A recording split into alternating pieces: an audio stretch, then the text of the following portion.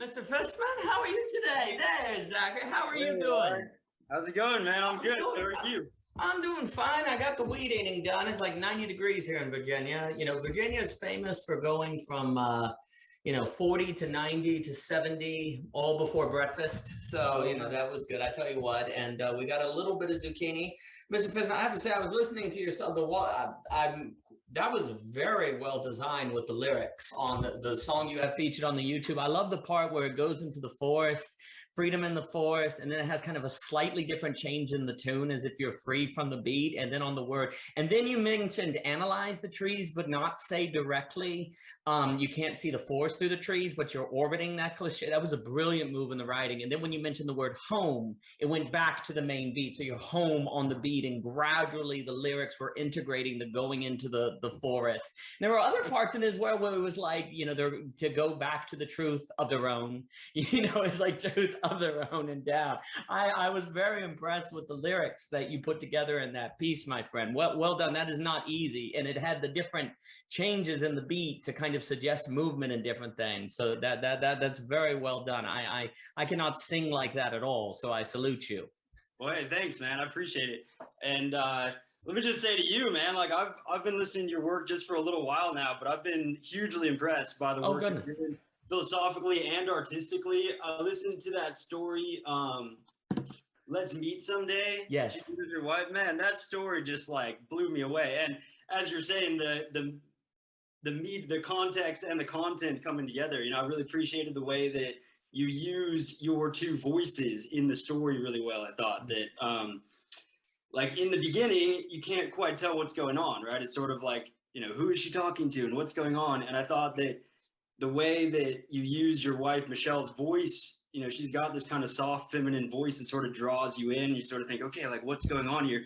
And then you come in at the very end with the masculine and just like set the image and frame and like, oh, man, like really, like it really moved me, it's like, oh, take your sandals off, what I mean? This is what I thought. The burning bush is like, calls you up the mountain and then it's just like there, and the horror and the sacred together in the same frame, I thought was really powerful. So, and that and all the philosophical work you're doing. So I've been hugely impressed by. Well, you're very kind. That means a lot. I appreciate you listening to Let's Meet Someday in the short stories. It's funny because the majority of what Michelle and I have done with Hoji Rose is a lot of the creative writing, short stories, poems, plays, and different things. The issue is that if you put something online, you're not allowed to submit it to journals or anything. So, for example, we have a lot of novels, a lot of short stories, but we can't put it anywhere without losing the right to send it. So, for example, we have like 300 submissions, all these different magazines and different things.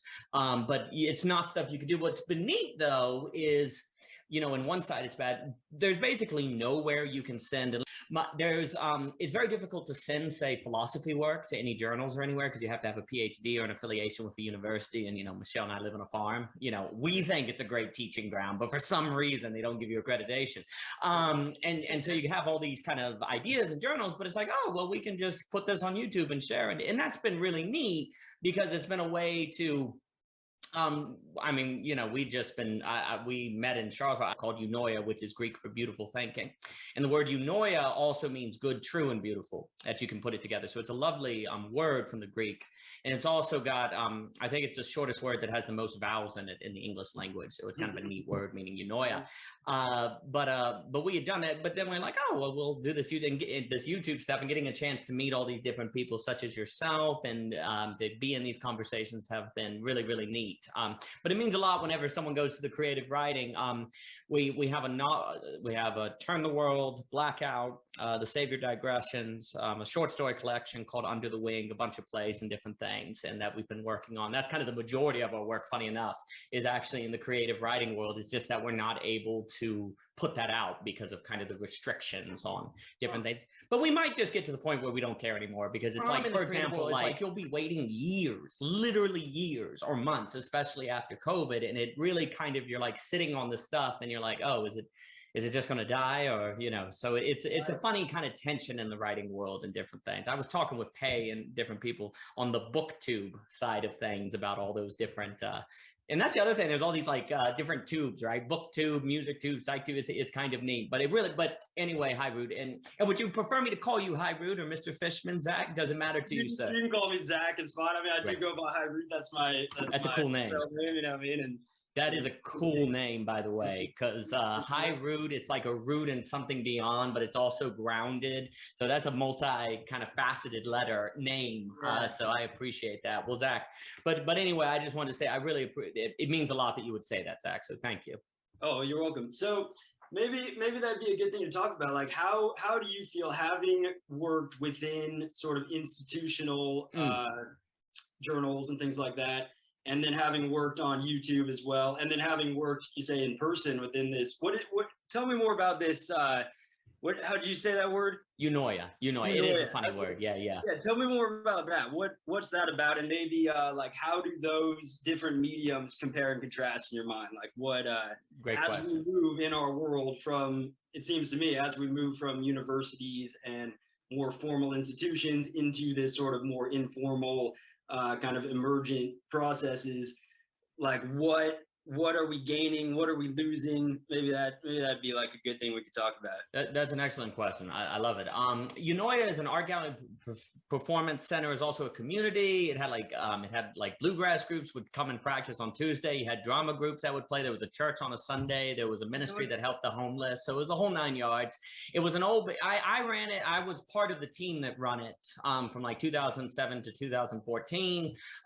It's still around in Charlottesville. I'm just not, I live in Lynchburg now, in the grandparents' old house after World War II. So, we're here on the farm, which I wouldn't trade it for anything. So we're here. I would say that was a wonderful space. One, we had like an open mic every Thursday, which was super cool. You would have artists all over from the town or even the East Coast or different people that would come and perform. And then you would have, there was a lot of intellectual exchanges, philosophical exchanges, but not because you make a point to be philosophical. I mean, the funny thing about philosophy, if we use that term, is that if you just pursue a line of thought well enough, you end up being philosophical and then go, oh, wait, this is philosophy, I guess. But really, that's just where you kind of end up if you start asking questions that follow, right? And then if you have to label it afterwards, you say, oh, that's kind of philosophy. But what's funny about philosophy, it's kind of similar to story, is you can have a philosophy of medicine, you can have a philosophy of art, you can have a philosophy of politics. Likewise, you could have the story of history, the story of art, different things. It's interesting because story and philosophy are kind of linked together in that kind of ability to think of everything in those terms. And what's kind of interesting is you end up that's just evidence that philosophy is something that is the logical end of following the train of thought through, that you just end up sounding philosophical. So anyway, you had these one like Bernard Hankins, Latasha, unbelievable spoken word poet. You may like, but Bernard is extraordinary. Latasha, they have their work on YouTube. Their spoken word is tremendous. Joanna Curry, I can go down all these, Darren Brad, all these different, Michael Coleman, and I can keep going. So that was really a wonderful thing. I would say, I think the development, one of the great advantages of the university system supposedly is the ability to meet people, like community and different things like that. And that I think has always been kind of the big gun-ho, is that you had this opportunity to kind of meet people you otherwise would not meet. There is no doubt that being at UVA helped in being in Unoia was so close to that, and you could sort of bring those things together.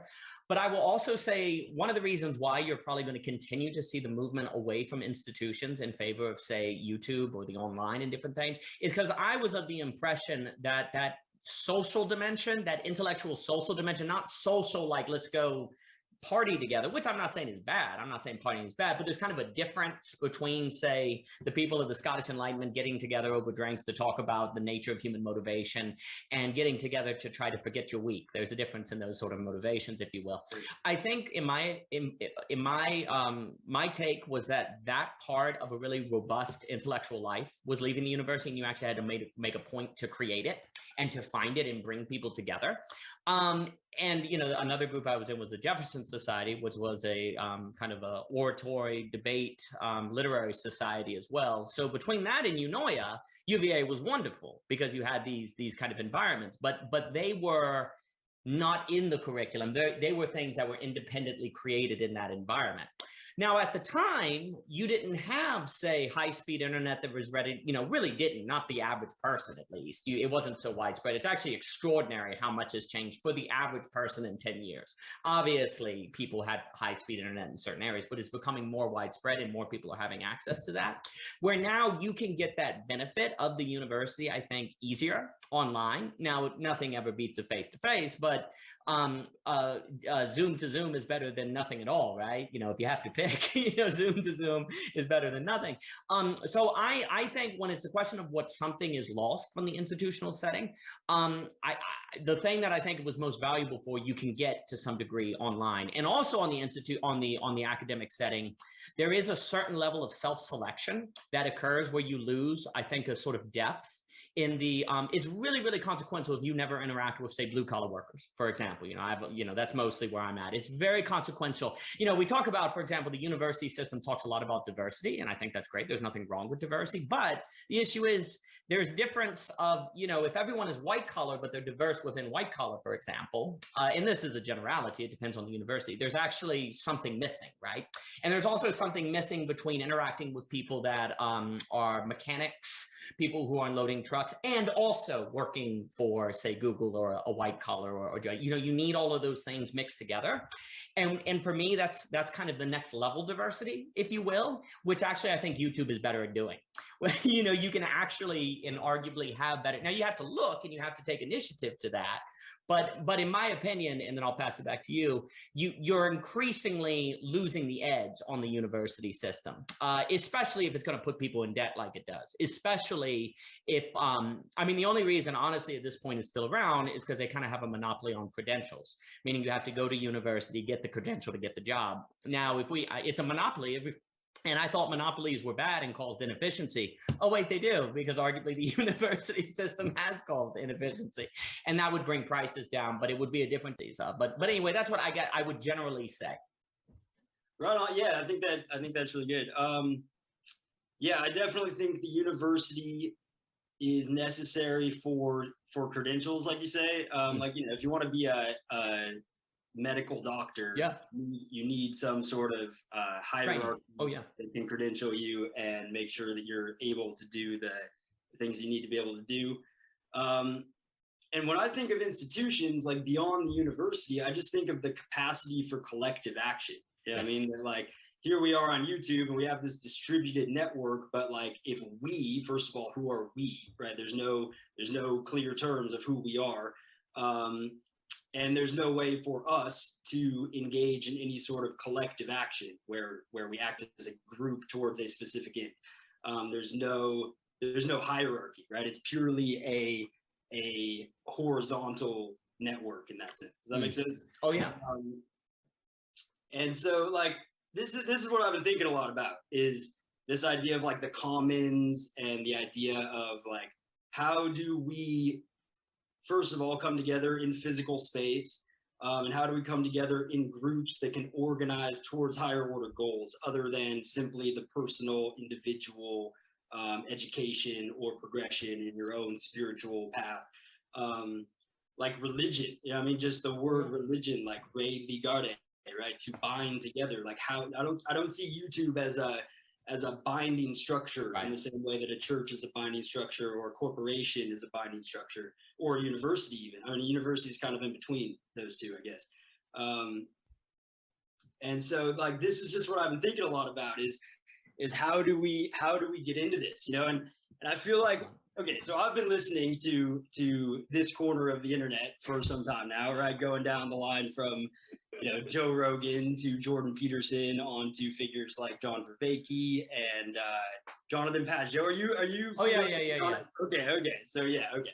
And then all these other figures, right? Alexander Bard and Cadell Last, yourself, all these different people are doing all this amazing work, and like I love listening to it. And I've always felt like I don't really have anything, I'm not an academic. I dropped out of high school and then dropped out of college again to go be a dirtbag traveler hiker, and so I've been listening in, but like my frustration is that I keep hearing this idea of like, we need to do something like this, right? And everybody has these sort of abstract descriptions of like the next phase, whatever that's going to be, right? Whether it's game B or the religion that's not a religion, or Jonathan Pajot talks about like building an arc, right? Some structure which can gather many identities into itself without confusing or destroying or tyrannizing those identities, but to gather them into some structure that can withstand the flood that seems to be coming. And yet, like, it's always in the abstract. It's always something like this, and not this particular thing. And I think that just the nature of YouTube keeps it that way. I think the nature of the conversation keeps it that way. It's a process, right? It's not eventological yet, which is good. Like, I'm not trying to criticize, and please don't think I'm trying to come in and like tell people how they should be doing it. But this is my question: is like, how do we get from something like this to this particular thing? And well, I've got my ideas. Maybe I can turn it back to you. I'd love to hear you, but no, that's magnificent. And I appreciate it, Zachary, Mr. Fishman, on going right to the heart of the matter, because that's outstanding. First off, there's nothing wrong with jumping out of high school or college. I wish if everyone were to do that, make music and be as interested and insightful as you are, the world would be a better place. And what you're saying is that there's this interesting idea where there's this notion of a need for a kind of new community, but what exactly does that mean? Right. And there's a few things to it. So first off, it's good to be thinking, because if you don't think through like what the right metric is, or what your target should be, or what you're looking for, you can start heading down a map and end up in a problematic territory. But there's always this move, and this is why I'm a big fan of the Scottish Enlightenment. David Hume basically, and I think he's an extraordinarily misunderstood philosopher, but I'm biased because I like him. But it's a notion that when he argues, for example, that you can never get from two billiard balls hitting one another to a natural law. What he is not saying is that you don't know that two billiard balls hitting one another are going to move. What he wants to say is actually you come to conclude that based on experience and common life, is that common life has a very necessary role in your ultimate conclusions. It's not that you think that you know the billiard balls are going to hit because of some natural idea in your head, but actually it's from experience. And really what David Hume wants to argue, which we try to cover like in the deconstruction, is that ultimately if intellectualism does not honor a common life and the experience and what I call the real choice, which is a commitment to the actual, where you really like embed yourself in it, then thinking will ultimately always really truly be incomplete. There's always going to be some level of there has to be incompleteness to thinking because of Gödel, but the question is what kind of completes it? And ultimately it has to be something outside of thinking, ergo the real, the actual, that has to dialectically form, or otherwise you end up with two things. You end up with what I call effacement and all the pathologies and psychoanalysis that come with that, or you end up with totalitarianism, because you start creating the world in the image of your ideas to complete it, and that becomes a force of terror, and that's what David Hume warned about. That's also what a lot of the Scottish thinkers, Thomas Reid, Adam Smith, Hutchman, they all warned about. If ultimately it's not in service of ideas, it's actually going to be just a force of misery and unhappiness. Because eventually, just like what you're saying, if you have all the conversations, but it never feels like it manifests, funny enough, it actually becomes a weight. It actually becomes a kind of burden, because you're like, we thought about that and we can't figure out how to bring it together. So it has to eventually be actualized. Now, part of the reasons also, though, I think we struggle to do this, is because we actually are very, very subconsciously against making any kind of commitment in the world today, like actually committing to anything. And as a result, we want to keep in the possibility space, because if we actually, here's the funny thing, possibility is always infinitely greater than a choice, because a choice has to be a single manifestation. So it always feels like you're infinitely missing out whenever you choose something, right? And especially when you have a culture that is basically moralized new experiences, new things, new friends, new doing. Well, then if you would actually commit to something and actually see it through, well, my gosh, you would existentially miss out. You would feel like you were really, really missing out. And so it's also very difficult because you have this very strong cultural bias in favor of keeping everything in a kind of possibility realm, which then ironically actually causes pathologies, because when you have kind of infinite possibility, you don't realize anything, you start losing yourself in a kind of existential tension that starts to develop. And then everyone, of course, what ends up happening is if everyone's trying to maintain possibility, a really great way you do that is by atomizing. and never meeting anyone and never doing anything. So ironically, you get a lot of anti-community.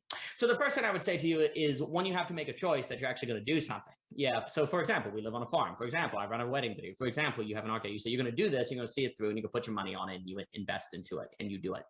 I don't know if it is possible, for example, to I think to your question, the thing has to ultimately be grounded in a real actuality, like a real space or a real way of life.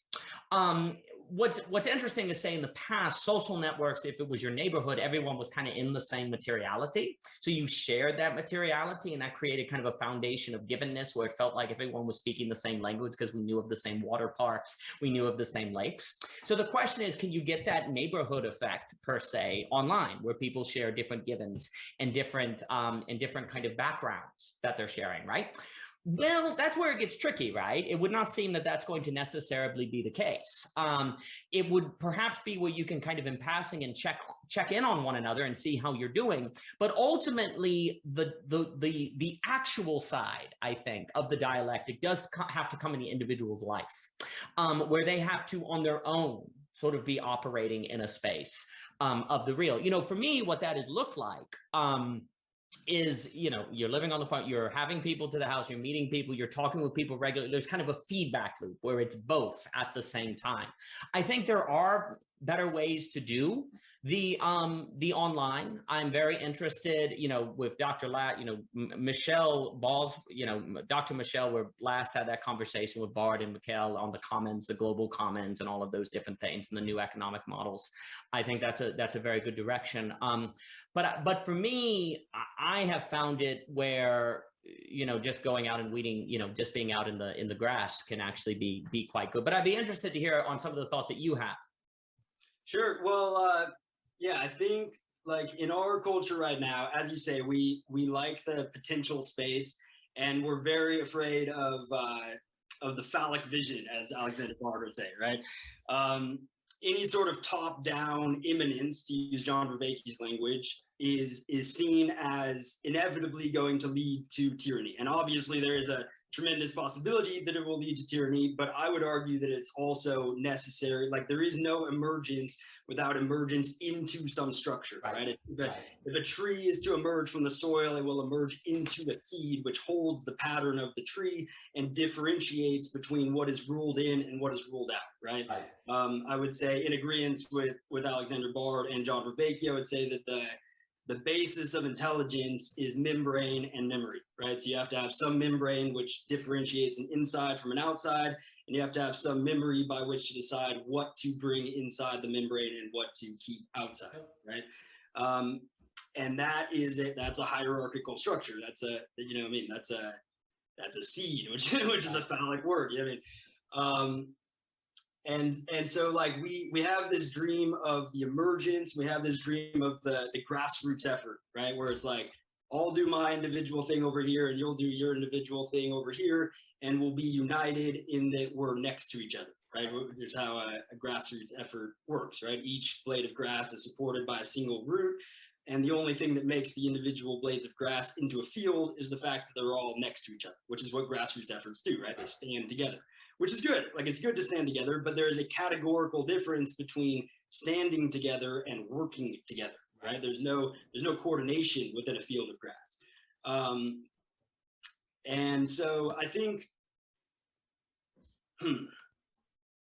like, there's a dialectic tension here, which I would allude to your work with Cadell last, where, like, I listened to, on the one hand, your conversation about the philosophy of lack, and then the conversation that you had a while back with Cadell about, it was entitled Absolute Knowing, where you talked about. Yeah. And so what you got to at the end of that was sort of this idea, correct me if I'm wrong here, but what I took away from it was the prescription that you sort of gave at the end was to go off to the mountains or to the university, or sort of to just withdraw into yourself and to be a philosopher and to think great thoughts and read books and all that. But then to come back to the common life and to basically just exist in the common life and not try to change anything, don't come down with the mountain with ideas of salvation and healing all these divides and reconciling things.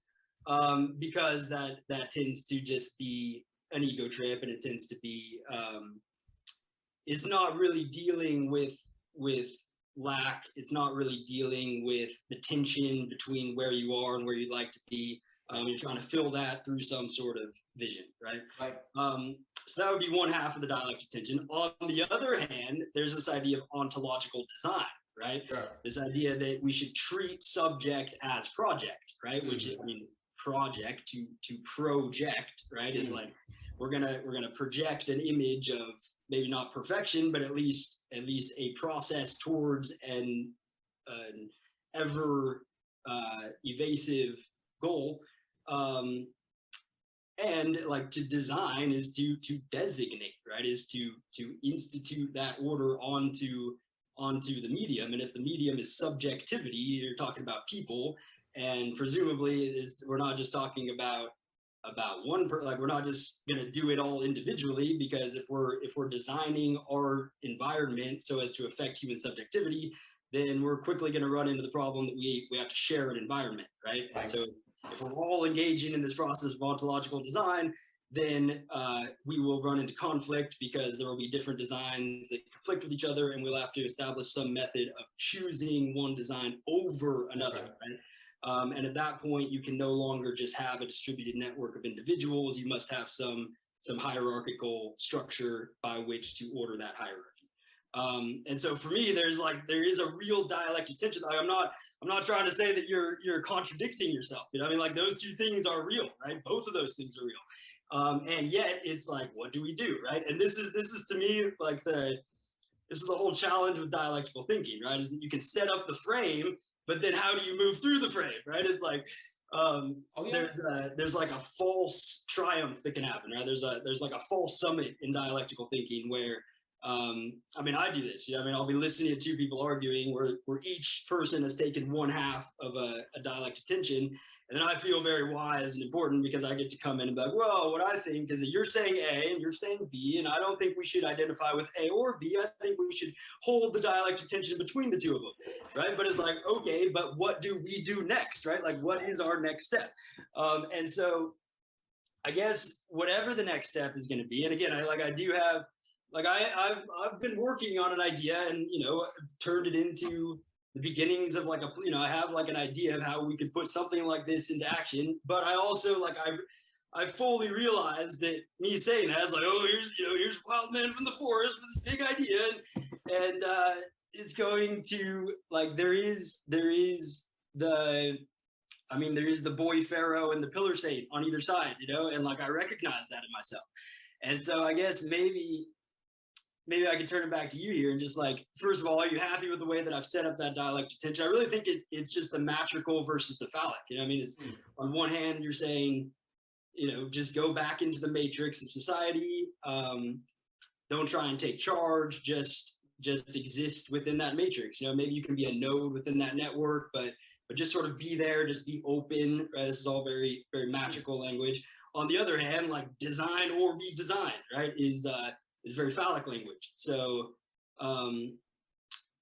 yeah, are you happy with the way I've set up that dialectic tension, and like, what do you think about that? Well, first off, Mr. Fishman, I am extremely impressed with your maintaining knowledge of all the different languages of all the different people in the space. That is very impressive. I say, and one, it's very kind of you to have listened to all these things, and I appreciate that very much. Second, what you're describing on all of those different, so there's a few things. So first, there's a question of one, is the name of the game to figure out how to kind of merge the online life with the real life? Or is it second, learning to have them exist next to one another without them impeding one another, and in fact, helping one another flourish? So you have that kind of question where when it's asked, like, what do we do next? The first thing that has to be asked is, are we talking about a kind of combination, or are we talking about a maintain of keeping them separate precisely so that they can maintain the best parts of both? And it makes me think of, for example, there were so many people in history who have argued that philosophy and theology need to be kept apart precisely so that both can be better.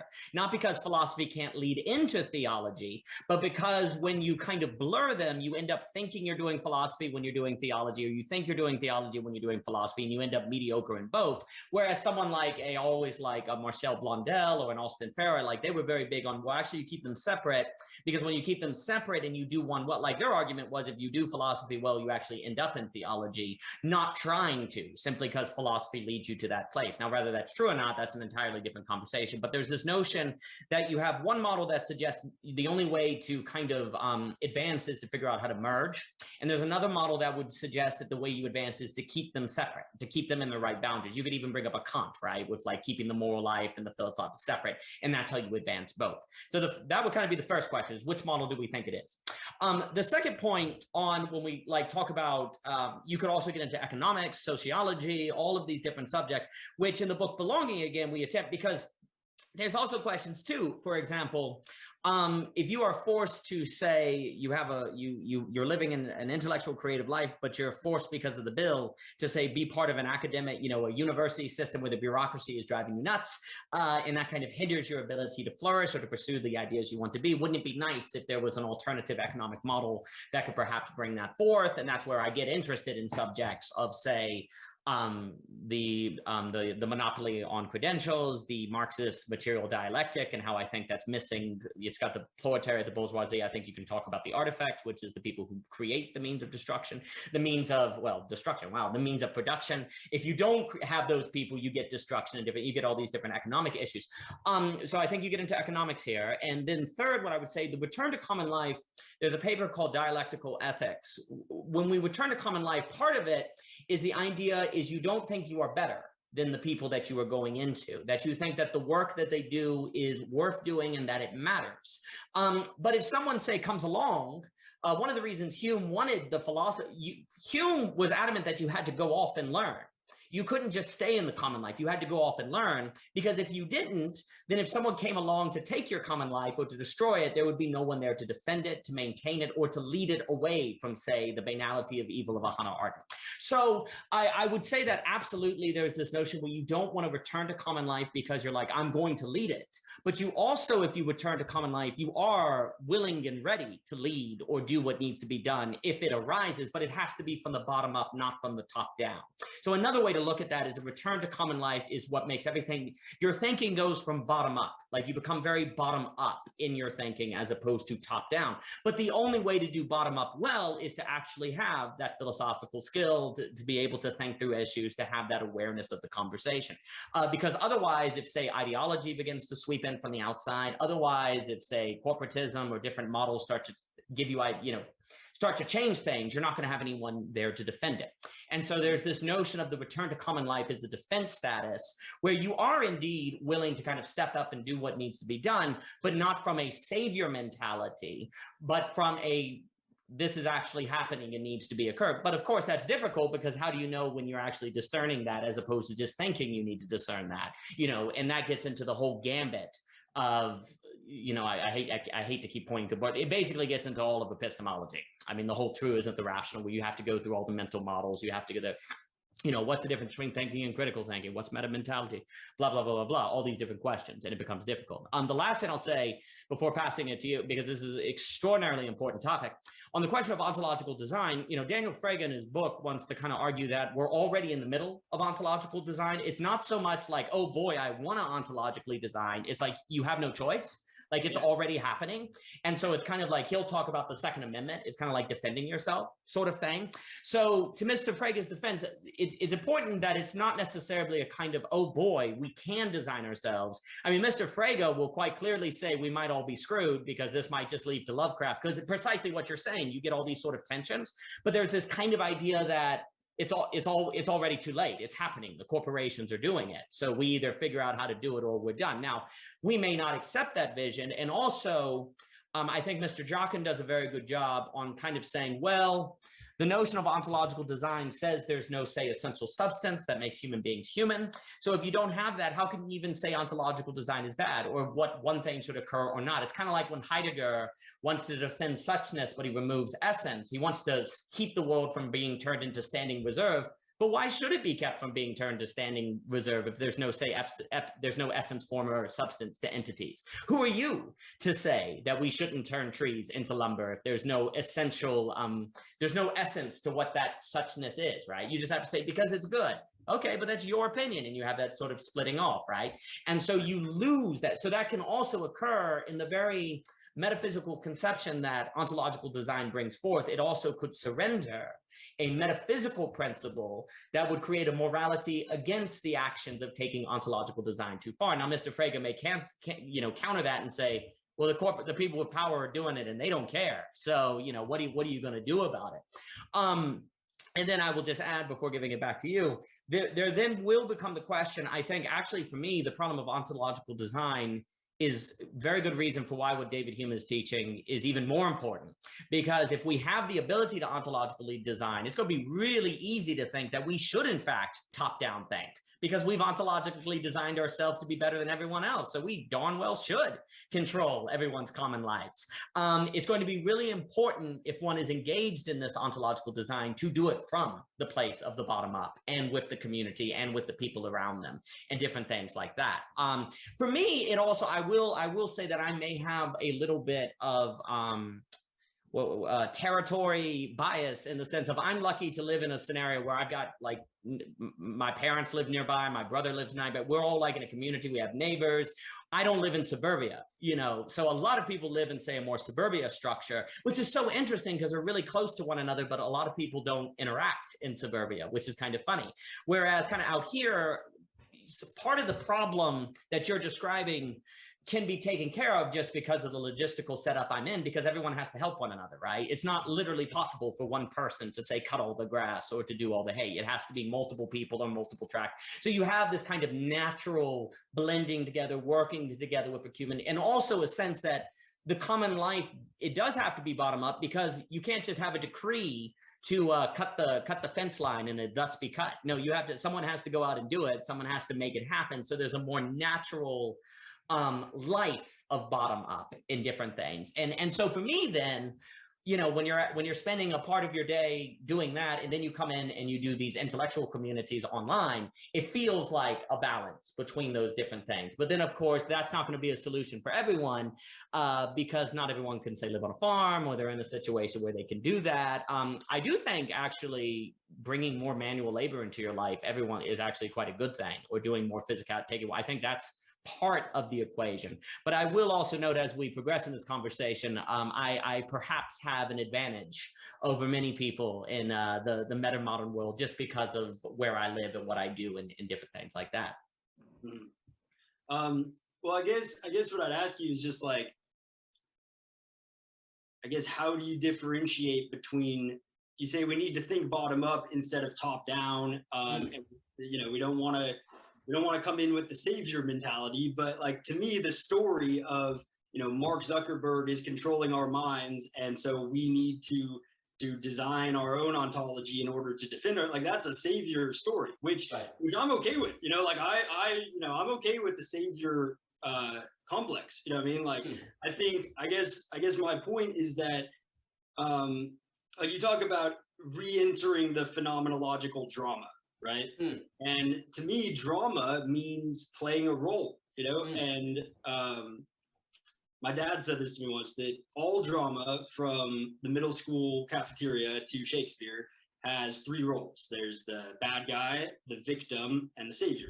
And there's other characters in the story which may not be partaking in the drama, but if you're going to partake in the drama, inevitably you will fall into one of those three roles. And it seems to me the only acceptable role to take on intentionally is the savior role, acknowledging all of the pathologies that come with that, notwithstanding the way that the savior can very quickly turn into the bad guy, or the victim for that matter. But I guess, like, yeah, what do you mean bottom up as opposed to top down? Because to me, like, there will always be both of these things. Like, there's going to be the design from the top down, and then there's going to be the medium from the bottom up. And in a good project, the medium will inform the design, and the design will inform the medium in this inter-affording, interpenetrating relationship. And so I guess, like, I see the need for a top-down structure into which these emerging communities can form, right? It's like, I see right now there's kind of this grassroots effort thing going on where it's like, you know, you've got different things emerging, right? You've got these men's groups emerging, and you've got these sort of like philosophical conferences, and they're all united bottom up, like they're all united in the same context. They're swimming in the same soup, but there's no top-down structure for them to be like, I'm going to join that thing so that we can do this. There's no, I mean, just like, you know, talking economics, you're on a farm and that's great, but like, you know, family farms are getting decimated by Monsanto and Bill Gates and all that. Right. And so it's like, if the family farm is going to survive in the future, then the family farms need to be united somehow into some sort of confederation or some sort of co-op, something which can challenge the hierarchy of the corporation. Because otherwise it's just a field of grass that's going to get rolled over by the tractor, you know what I mean? So I guess like my vision is like the mushroom, you know what I mean, the mycelial effort as opposed to the grassroots effort, right? Because mycelium build this whole network of roots underground, which is connected. There's nodes and there's intelligence going on, unlike the grassroots. And then when the time is right, together they all as one ride the fruiting phallus rises from the matrix, right? And so that's more of what I see. But what, like, yeah, what do you mean as opposed, like, we should be thinking bottom up as opposed to top down? Whereas I would put those, I would say that there can be no bottom up without top down. And where I see a lack in our current discourse is the top down, and I see that as a reaction to the 20th century, which is totally fair, you know what I mean? But what do you think about that? Yeah, what do you think about that? Well, first off, I'm extremely impressed because you're getting right to the heart of the matter. So a few things. One, like when I talk about the language of savior complex, you know, what I mean that is in the phrase, for me, there's a distinction between a savior and like a problem solver, or someone who is standing up for the people around them. And this is where what you're doing, what I'm very impressed with, is basically, if I were to make a very massive claim, basically there is nothing that is entirely bad. Because if it was, it wouldn't exist. You could take a theological model, for example, where you say evil is a privation. Well, that means everything has some good in it. It's that if it's dysfunctional, it has, say, a percentage of bad that's throwing off the whole thing. That is ultimately why I think, and it's a different conversation, you need something more like a Hegelian metaphysics if you're in philosophy, and you need something like, this is where the Christian metaphysic, I think, is quite unique and quite interesting, where there's this notion of God also is the suffering servant. He's the savior, but he's also down to earth and he's taking care of people. The last will be first, the first will be last. Like all of these very interesting inversions that are very, very important. And because indeed, for example, you have to have some sort of, you're talking about the language of the umbrella. When I say you don't want to be top down, what I mean by top down is someone who is making decrees about individuals that they do not have involvement in, and therefore they are bringing their givens and metaphysical conceptions and ideas of values over other people. That does not mean you can't have people, and they in fact must create some sort of unity structure on themselves according to their values by which to link up to better networks to keep themselves together. So you kind of like from top down, that would not mean when I say bottom up, there can indeed be an up, and there must be an up. It's just a question of the foundation of what gives rise to that up. And what you're describing is, yeah, I mean, there's very good, you can go, like if we're talking America, the Articles of Confederacy, a great problem with that is everyone was very grassroots, but they were so disconnected that the country could not form. You know, a lot of people in America will talk about the Constitution being a great limited government, but at the time it was radically centralizing, actually. It was a very centralizing document. Now, the Constitution before the Civil War was indeed much more limited than after the Civil War. You know, before the American Civil War, they would say the United States are. After the Civil War, they say the United States is. You know, there was a radical transformation in the language. And it would be an entirely different conversation, but there seems to be a ditch on either side of the road. Basically, you can have grassroots, and grassroots might just be a bunch of roots with no grass because it's all dead. But you can also have a overarching structure that has an idea of the best kind of fertilizer, because this is what worked down in California and surely will work in Virginia. Well, Virginia has a lot of red clay, it has a different soil, you bring this and now all the fields are dead, right? So to what you're getting at, so a few things. For me, if I were to kind of give some bullet shots on what you're saying, I think a lot of these communities online need regularity as a unifying principle. Like there's a lot of fragment. There's no like unified center. For me, the way that you design Unoia is every Thursday at say 6 o'clock you had the meal, 8 o'clock you had the open mic. You do this every single Thursday, and eventually people wake up on Thursday and just know, hey, it's open mic day, and it became a feeling of home and created a very special environment because it wasn't just an event. It was like a front porch to create a kind of center around which things can orbit, as opposed to, oh, let's make a new organization that we can all be under, where that could just be adding another thing, and then that's another thing that adds more fragments. There needs to be some sort of orbiting regular center, because what is the reason that makes home feel like home? The door's always open. You can always show up, right? There's a sense of a regularity that is participation, a sort of like reliability, a sort of feeling of like it's going to be there. And one of the things that makes the world today feel so fragmented is there is a feeling, there's not like what is regular.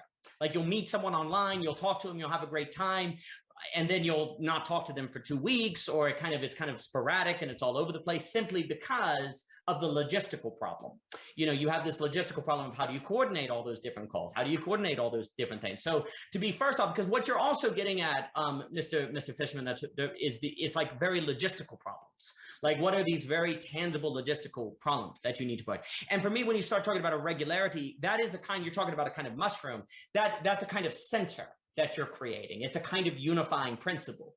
And for me, when I use the language of unifying principle, that's kind of how I would talk about this necessity. You're talking about a necessary top down. I completely agree. I just use more of a language of a kind of center that you orbit or unifying, but I think it's in essence, getting at a very similar thing. Center and top, like there's a deep relationship between the center and the top, right? Sure. The central point on a mountain is the top of the mountain. Yes. Like the center of a traditional Christian city is the church, which is the highest place. That's actually a really good point. I never thought about that. Yeah, the center of the mountain is the top. That is magnificent. Wow. Yeah, center, like the fact that the church is the highest building in town, it acts as a center because you look at the horizon, that's what catches your eye, right? It centralizes focus. I really like that, where the center, the vertical top is kind of the center. Wow. Yeah, however you want to think about it, you're still establishing a hierarchy of like closer to the identity and farther away from the identity, right? Because like what you're talking about with having like an open mic or online discussion, regular kind of orbit. Like there is still a selection mechanism. Like there is still an identity of like, this is the kind of person who would fit into this group. That's right. And so like we will choose people on the basis of their fittedness, right? It is, when I speak of top down, I just mean like there is a transcendental identity by which fittedness is judged, right? So like anytime you have to have an identity, you have to have some center or some top. Center is maybe a better word. A central identity, and then things or people are included into that identity on the basis of how well fitted they are to that transcendental identity.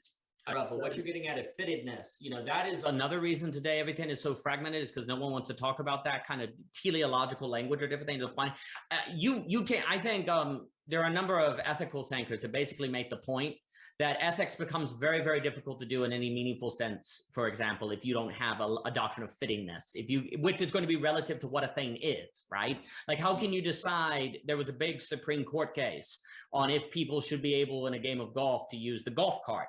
And the question was, is using a golf cart essential to golf? Or is it accidental to golf, to use those kind of Aristotelian language? And it ultimately came down, you can't escape teleology and fittedness.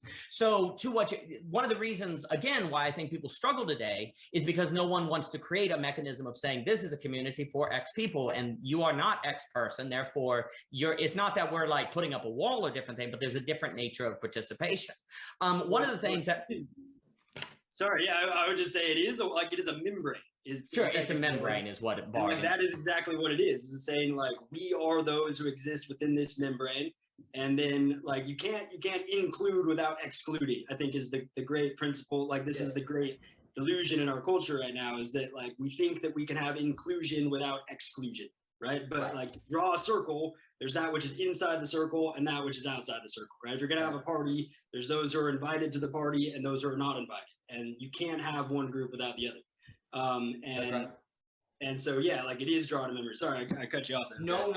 I mean, what you're getting at is perfect. And well, because what ends up happening, if you can't exclude, then you're everything, and basically everything at that point becomes nothing. And it's kind of there's no identity. You can't definition. What is that? Like a definition is a clarity. Like the TV becomes more defined. Well, what is it? It's more defined. Well, definition always has an exclusive function, and if you can't do it, then you have a problem.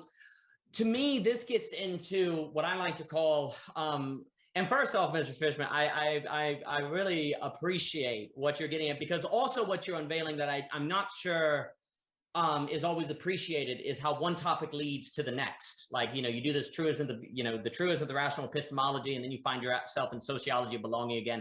Ultimately, this brings all that we're describing brings into a lot of aesthetics and the beautiful, because also too, there's a notion of creating an orbit that people find beautiful, so they're attracted to it. So the unifying principle is not force, but attraction, because beauty has an attraction. And what you're also talking about is what I'll say is the need. People have to condition themselves to be that quote unquote art, like this kind of living art form that then attracts people to one another, where you have, what we're finding today is we have to form a community on the basis, and I was mentioning this kind of to Mr. Adlin on the term of a kind of dance, right? Or a jazz improvisation. There is a logic. There is it's not anything goes. There is an exclusion, but it's one that has to be known through participating in the doing of it and being in it and different things. And like, you can feel it, like you're mentioning all the different people, like one of the conditions for, say, having this conversations is one, you know about this stuff. I mean, it's literally the things that you were mentioning, like on the distinction between top down, bottom up, membrane, so on and so forth. It would literally be impossible to have that conversation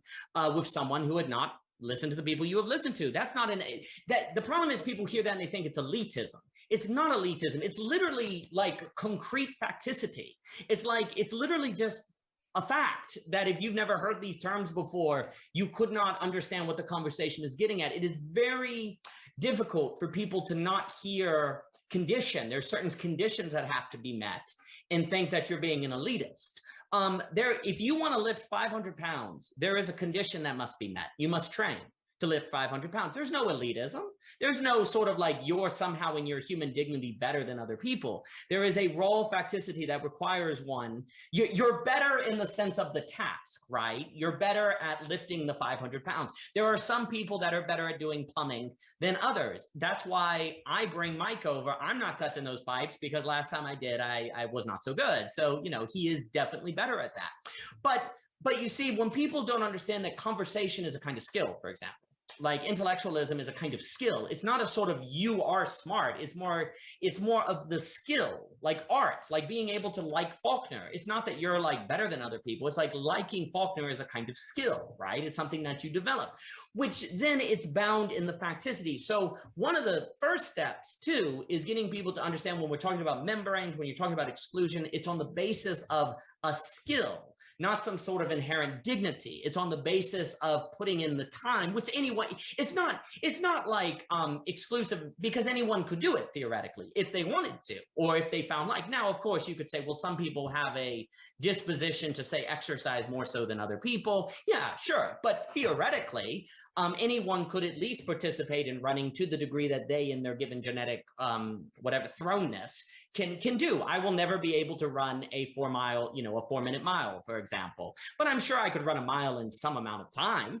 and have a connection with the person who could run 4-minute miles in so much as we both run miles. So even if you have variance in the ability, you could have a commonality in the everyone agreeing that this thing is valuable and worth doing. So one, getting rid of that notion that it's elitist. Two, understanding that the exclusivity is a result of conditioning. Like, I like the word conditioning because it's like lifting weights, but I also like it because there are certain conditions one has to meet to do the thing. And also there's a kind of condition that has to be met to create the atmosphere where people come together in this different way. And then it creates a feedback loop, because if you create that conditions you, and that conditions it, and it becomes a participation, a doctrine of participation. So the first thing is to understand all of that is not elitist. It's just concrete, dang it. And then the next thing is to say, what is the commonality that is going to be best to condition ourselves for? And this is where I think you do have to kind of make a statement. I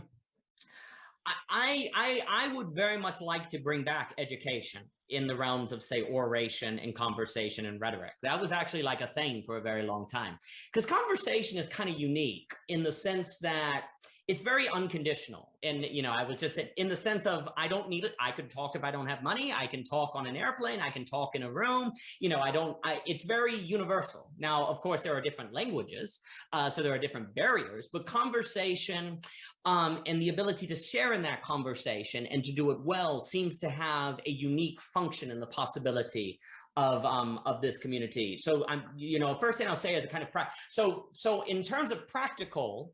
So three things so far, and then I'll hand it back to you. One, on the notion of a kind of regularity in orbit. You know, regularity in orbit seems to matter. The second thing is to get rid of the notion of elitism and to be okay with exclusivity on grounds of condition, which is, you know, it's not elitist, it's just necessary, because if you don't have a fittingness, you can't have definition. So it has to be there. And then three, something about the skill of conversation and exchange seems important. But I will pause there. Oh, and then the fourth thing I was saying, there seems to be something important about beauty. Like the notion, and I use that open, and that can sound feminine, but it can be a masculine value if it's in a concert of other things. Because Nietzsche is very funny with Nietzsche, right? Nietzsche almost in Zarathustra is like, the point of life is to be beautiful. There's this kind of notion for man to overcome man. It's not to like be the best of all man, it's to overcome, not to overcome others. The will to power is not supposed to be an overcoming of others, but an overcoming of yourself.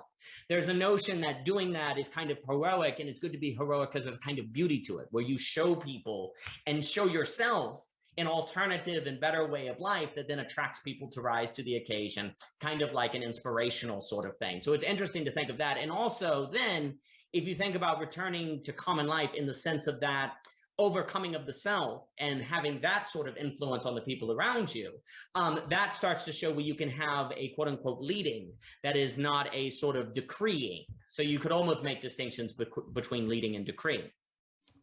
Okay, well, I guess what I would add to that, and in response to that, leading versus decreeing is a common purpose, right? You're talking about, like you gave the example of the plumber or the musical orchestra or the jazz band.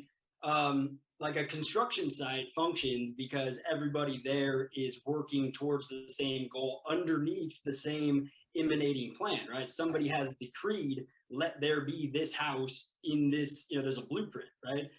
If you just had a plumber and a carpenter and a mason all show up, and you just said, all right, let's build something, it's like, it's not going to happen, right? It's not going to work. Yeah. So there has to be the shared goal, which their individual skills can be brought up and conform to. You know what I mean? Like, I guess the other word I would bring into it is conformity, right? Which is, again, like, and these are like, I say these words now, you know what I mean? Like, I dropped out of high school and college because I don't want to conform, like, you know, screw society, like, I'm going on my own, I'm going to be an overman, you know what I mean?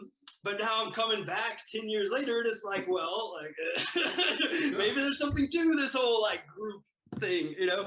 And, like, so what is necessary for a group? And like I said, I've been listening to Jonathan Pageau a lot, and he just, like, harps on the people like me, you know what I mean? Spiritual, but not religious or whatever. He's like, you guys can't do anything in the world. Like, you're not a body that can withstand even the, like, if you don't participate in a body which can cohere and which can act collectively in the world, then you will just be eaten by a body that can't, you know, and maybe a body you don't like. It might be a terrorist, you know, it might be ISIS, it might be the Chinese Communist Party, right? Because they are a body that can cohere and can maintain itself through time. And so I guess, like, that's the point that I would emphasize on, is the need for a tangible common purpose. There's like, I am here to do this job, right? And so like I can participate in the structure because I have this ability that fits into the emanating, to the top-down decree of like, we are doing this, who can help, right? Like once somebody decrees like, let's do this particular thing, let's build this particular house, then people can emerge into it. Oh, I can plumb, oh, I can do carpentry, right?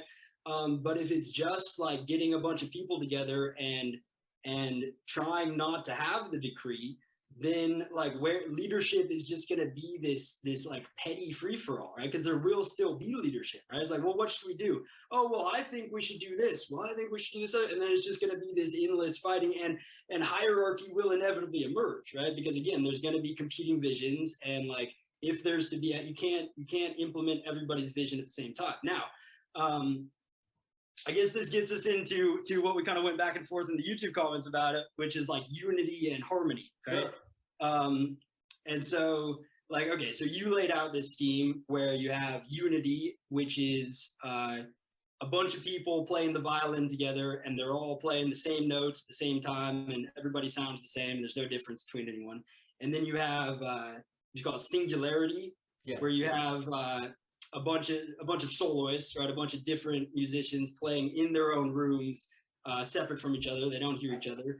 And then you have harmony in the middle, which is, you gave the example of an orchestra, where there's different people playing different instruments, but and so there's this tension between them, right? Of like, who gets to be first violin, and, why isn't the piano playing the right notes or whatever. But there's also this harmony, right? And I guess that like, what I would say is that there's another category there, which is a bunch of soloists in a room together, all playing different things, right? Like if you just take all those soloists out of their room and put them in a concert hall and say, all right, everybody start playing, it's like you're gonna get cacophony in your language. Cacophony, yes. And so I guess what I would say is the difference between cacophony and harmony is unity. It is conformity to the music which has been decreed. And so you might come back with the jazz band, which I love. Like I'm with you on the jazz band, which is that like that emanating unity can be in a constant. It can be constantly reinvented. It can be in a dialectical relationship with what is, right? What is emanating as far as what should be can be in a constant dialectical tension with what is, right? So like you can start playing, and by playing, that'll kind of create this overarching thing that emanates, and then that will affect the playing, and it kind of goes back and forth like this, right? But I would stand on the decree that like even that, it's like even for a jazz band, it's like somebody's got to say, hey, let's play, in the key of F, right? Like something, and that's still relying on them having a shared understanding of what music should be, and like there is still a top-down conformity, right? You couldn't do that with just anyone, and so yeah, it seems to me. Well, maybe I'll just pass it back to you there. Like, what do you think about it? What do you think about that? So a few things. One, these communities can't work if there's not a shared commitment to quote unquote truth. But of course, that's very weird, because what is truth? And then it's very weird if there's not a shared commitment to leaving your ego at the door. And not all of them do, actually. And this could be very problematic. Like if there's not a shared commitment to trying to trace out this big something that we've thrown ourselves in, and there's not a shared commitment to an idea that there are ways to do it better than not, and maybe it's what I think and maybe it's what someone else's think, then you're done for.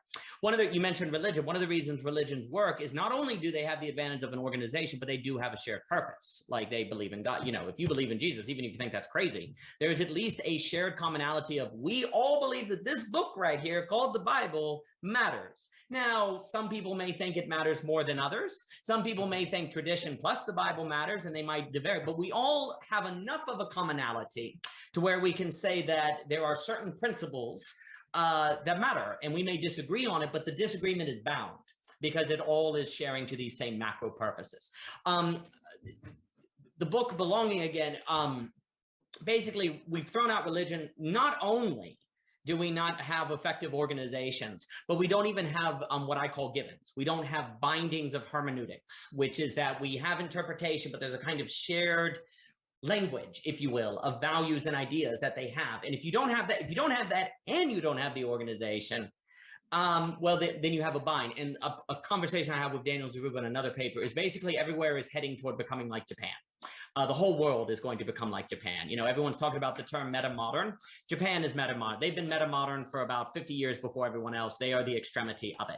Now, you're going to get really good art because you basically have to. I would actually argue that a lot of the best music and storytelling and whatever is coming out of Japan, but you basically have no choice. If you're in that level of atomization, you've lost that much community, you don't have birth rates, and the family is falling apart. Basically, the only thing to keep you going is some creative acts. So it's kind of an interesting dialectical tension that evolves. So we're all heading toward becoming like Japan. And don't get me wrong, I love Japan. So I'm not trying to hit on Japan. I adore Japan, actually. But you're heading in that direction of metamodernity. If these problems, that is where metamodernity ends up. If you don't get this together. So also too in conversation, there has to be a shared good faith. Like there's this communicative rationality that Habermas talks about. There has to be a shared good faith. There has to be, so you all have to agree that there's stuff worth knowing. You all have to agree that you could be wrong. I'm talking about people in a conversation. You all have to agree to best you can to conform to the truth, even if you're not always sure what that is. 4, you all have to agree that on your own in your individual lives, you're going to try to learn more and to figure things out. 5, you're going to try to be in this to determine what is right as opposed to being right, which of course overlap, but there's a difference in sort of the ego position. 6, the question is the metric of what is this for? Is it in order to tell other people how to live their lives or to create your own membrane? So do you agree in that commonality? Is it about a membrane or controlling the world? And then 7, there has to be an agreement of the nature of the invitation. What does it look like to bring other people in? And these, to bring other people in. So yeah, there has to be some sort. One of the reasons I think, funny enough, I was mentioning this to Tim, you're seeing these communities kind of formulate that seem to function even if they haven't materialized to the next level. I would argue they've gotten further than other people because they actually do have a shared common purpose, at least in an agreement we want to learn beyond an institutional setting about stuff that matters. There's a shared agreement that these ideas can practically help your life. That 3 ideas have practice, they have practical consequences. Because, for example, once you learn, say, the nature of how depression operates or the nature of how institutions like to capture you from delusion, well, then you can avoid it. And that leads you into practical impact. So these communities online do, in fact, no matter how different they may be, have some shared commonality. That's why they're forming, and that's why they're not merely consumeristic. You could get on YouTube and just consume, right? You don't need a shared commonality to consume. But one of the big things that makes the difference between, say, using the YouTube world for consumption or community or shared is that shared purpose as opposed to consumption is in fact this sort of shared agreement. Like both you and I, without ever talking before, agree on our own that conversations like this matter. Why do we think that way? Why do we agree that way? You're also, both of us are also have agreed to the nature and structure of conversation. This is a trying to probe out and figure out the next steps and what's good. And no one takes anything personally. For example, this is not a debate to say who's when. All of that is in the background, even though it's never been explicitly said, right? This is why a lot of people, dare I say, like us, end up going to YouTube to have these conversations, because you actually maybe you tried to have them in your everyday life. You tried to have them and it was impossible because people were like, what are you talking about? And they kind of interrupted and it was not good. So one of the things that you see is the whole reason that people come to the YouTube, if you will, is precisely because there is a shared frame and a shared commonality in different things. So everything you're saying is exactly right. And let me pass it back to you because I'll just keep going. Okay. So I think this is maybe the key distinction here is that there is a shared commonality in context, but there is not a shared commonality in purpose. Like there's not the metamodernists cannot say, look how far we've come, right? They can say, look how much we've done. They can say, look at all the knowledge we've accumulated. They can say, look at all the wisdom we have uncovered, but they can't say, look how far we've come, because they have no direction. They have no goal or starting place, right? It's a purely horizontal connection, which is why I use the mycelium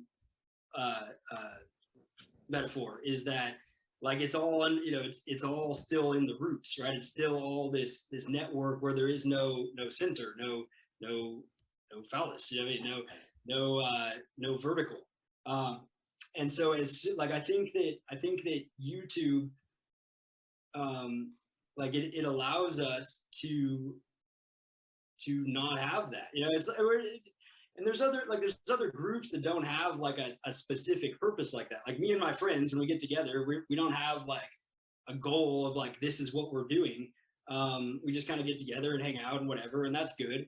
But like I guess what I'm saying is there's a fundamental difference between that and like a construction crew or a band. Yes. Or like I mean, I'm a rock climber, so like when I'm going climbing with somebody, very, very different from just hanging out, right? It's like, hey, we're doing this, and so like, you know, we each have a role, and we have like we have to depend on each other, right? So it's not just that we're united in our shared love of rock climbing. It's that we are shared in the task of accomplishing this specific thing, and that constrains the relationship in a whole different way, but it also empowers the relationship, right? Because like we are brought into this thing, and it's like, hey, like we're in this together. And I mean, it's like we gotta rely on each other in a whole different way. And so I guess that is where I'd push back, is that like a shared context is not the same as shared content. It's not the same as a shared goal. It's not like participating in the same process is not the same as participating in the same event, right? It's not.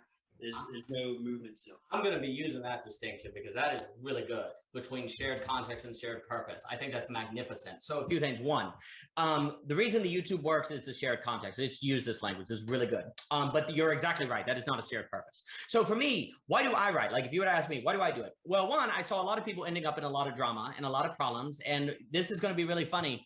What actually started me in philosophy, or really kind of thinking about this stuff matters, was one time my grandmother, I was on the porch. So I grew up living on my this house's porch. I grew up on this house's porch, eating, you know, in the afternoons, watching the sunset. And one time my grandmother said, she said, you know, nobody gets married planning to get a divorce. Nobody gets married planning to get a divorce. And you know, I sat back and I went, huh, nobody gets married planning to get a divorce. And the reason to me that was such a crazy realization is because everyone, when they get married, genuinely believes they're not going to get divorced. And nobody intends to end up in a situation where they hate each other. I mean, divorce is extreme usually. I mean, there are friendly versions, but it tends to get very extreme. So then it made me go, and by the way, everybody knows that they shouldn't get a divorce. So how does the brain work to convince you you're not doing something wrong when you are? How does the brain work to make you not see as you're sliding toward a problem? How does the mind work to really genuinely believe that you're not going to get a divorce? And to me, it was like a bomb went off, because I'm like, oh my gosh, the brain is a giant self-deception machine. Oh my gosh. And to me, it was a very big deal, because then I'm like, well, let me try to think of all the ways the brain works. Because what am I being self-deceived in that I do not know I'm being self-deceived in? That could be resulting me ending up in drama, misunderstanding people, making my life worse, and as by extension, making the lives of the people around me worse, because I'm getting lost in these self-deceptions. And so what that for me did with philosophy is I've never been particularly interested in, say, constructing a giant system. Like I'm going to make a giant system. What I've been interested in is more so the essays. Like, what is critical thinking? What's the difference between being critical and critically thinking? I've referenced that because I was working on that paper this morning. I was trying to edit it up and different things. If you think that critical thinking is to be critical, then you're going to have incentive to be a critical person, because you believe that's what makes you smart. And you're going to make the relationships of the people around you worse. You're going to make your own life worse, and that's going to be a problem. Meta mentality, you want to avoid. That's where you are constantly anxious, because you're saying, I think you think that I'm thinking, and let me make sure you're not thinking that, or I think you're thinking, I think you're thinking. Meta mentality goes back and forth. It's an eternal regression, especially in social media today. People lose their mind. So we did a paper basically to prove to myself and Michelle and I that if you're ever engaged in meta mentality, you automatically stop, because it's a black hole. So if you're doing that on social media, you don't wonder if you should be doing that, because it never ends and you lose your mind. That has had so here's the point. I can give a bunch, that has had a very practical impact on the quality of our lives, and has helped our marriage, and has helped our community, and has helped the people around it, and helped, engaging with other people. So for me, the purpose of philosophy has always been, say, increasing the ability of one to not end up in drama, to have a grasp on their life, to see more beauty, to see more good, and to more true, and more importantly, to not make the lives of the people around you worse, and to also help with them. So for me, the purpose of it all comes out in that common life and in that everyday. So for example, for me, the point of philosophy is not at all to say be a great Hume scholar or to get a PhD in Hume or whatever, because you've memorized it, like the whole, like, let me memorize the nooks and crannies of these philosophical systems so I can get all the terminology right and different things like that.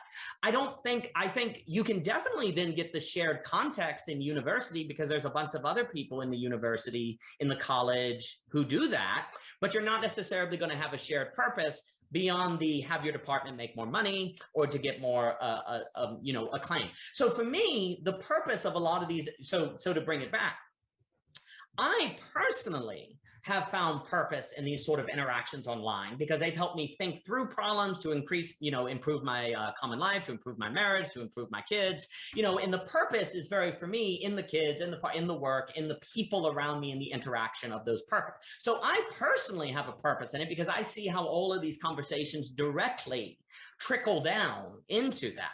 But of course, that is not answering, though, this is the question that I think you're getting at.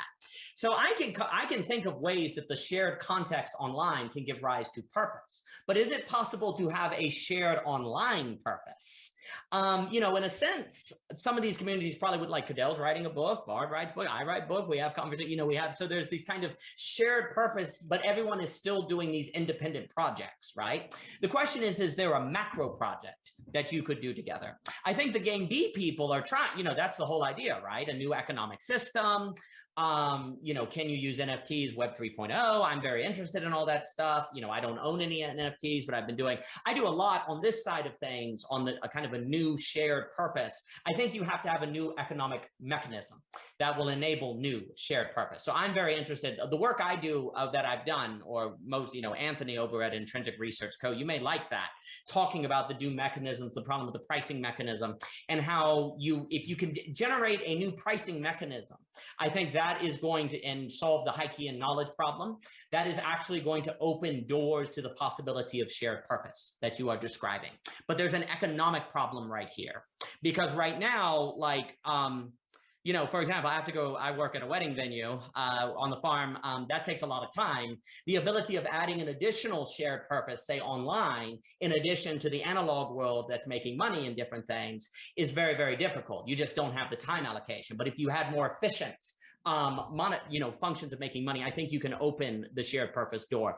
What I want to get at, I guess I just want to strongly affirm that you are correct in noting there is not so much a shared purpose. To me, making that possible, whatever that might be, because then it will depend on the people talking about it and what they want to do, is going to be tied a lot to the possibility of new economic models, new mechanisms of distribution. That's why Web 3.0, I know crypto today is not having a good day, but with the crack and different things, but with the technologies of the ability to invest directly in what you think is value, as I will put NFTs, as I talk with Kevin and Anthony, different pricing, a pricing mechanism with web content that is not based on the advertisement model, but is instead an investment in the perceived value of that system. This is going to open different doors. But anyway, I want to affirm what you're getting at. Yeah, I guess what I would say is, I totally agree with everything you just said, but maybe I'm just more interested in the system. It sounds like you kind of have the system. I don't want to say you haven't worked out, but it's like, you've got a farm and a family. That's what I'm saying. I got a kind of bias, right? It's not a solution. I would just say, everyone be like me. That's not gonna work. Whereas I'm coming at it, I'm living in suburbia right now. Sure. And it's pretty grim, dude. It's dystopian in a real deep way. It's absolutely. Like we're all cuddled together, but nobody knows each other, and there's no context which affords that kind of community, right? It's like, what am I going to go start knocking on people's doors? Hey, I'm your neighbor. Let's be together now. Yeah, and people are so busy because of their white collar job and all their emails. They might do a dinner, but exactly, that it just falls apart. And so I think about it in terms of I guess I do think about this. I think about the way that I'm in a grand system right now. I'm in this sort of corporate capitalist suburban system. Sure. And it's easy to go, oh, the system is the problem, man, and not take it internally and see how I contribute to that system and not make internal changes. But there is the fact of the system too. And so I guess like I tend to think about it just more in terms of like land, like how like what I tend to think in terms of like land and like buildings and like, hierarchies and activities. And it's like, what are we actually going to do with our bodies in shared physical space? Like, how could that work? You know what I mean? And so I guess what I would see is some sort of like, again, ontological design, right? Like when I talk about making a new system, like what we're talking about is instituting ontological design onto a piece of land, I think, so that people can come into communion in physical space. Because to me, the digital thing, like I think digital is great. I listen to YouTube. I'm very, very appreciative for everything that's going on. But to me, the idea of digital space is like, it's a transition at best. You know what I mean? Like, I don't see a future in digital space per se, right? Because like, where are we right now? You know what I mean? It's like, I know where I am. I'm here in my room and they're in your room, but like, where are we meeting exactly, right? Like nowhere. And like, I'm aware that right now by talking to you, I'm kind of entering into a space, right? Like, if you post this on YouTube, people will see it. And then like, there's this space, but it's not physical space. And so it's like all of the dynamics that are afforded by physical space aren't there, right? I can't just like in a physical space where there's all these people, I could just walk up to someone and be like, hey, I'm Zach, right? But in the digital space, you can't really do that because there's no body there, right? Like if I send you an email and just say, hey, I'm Zach with nothing else, it's like, who is Zach, right? Whereas if in physical space, my body serves as a representation of me, right? So I'm saying, hey, like this body in front of you is Zach, right? That's right. And so, well, I'm first off, I just want to know the language that you're really getting a grasp around with the language and what you're getting at, the key. So this is what I would say so far. What we have said so far is, for example, the digital space is a possible wonderful shared context which affords a possible mastery of something, but what? And the fact that it's a space that affords a possible mastery or conditionalism is not though the same as a shared purpose, and that's what you're getting at.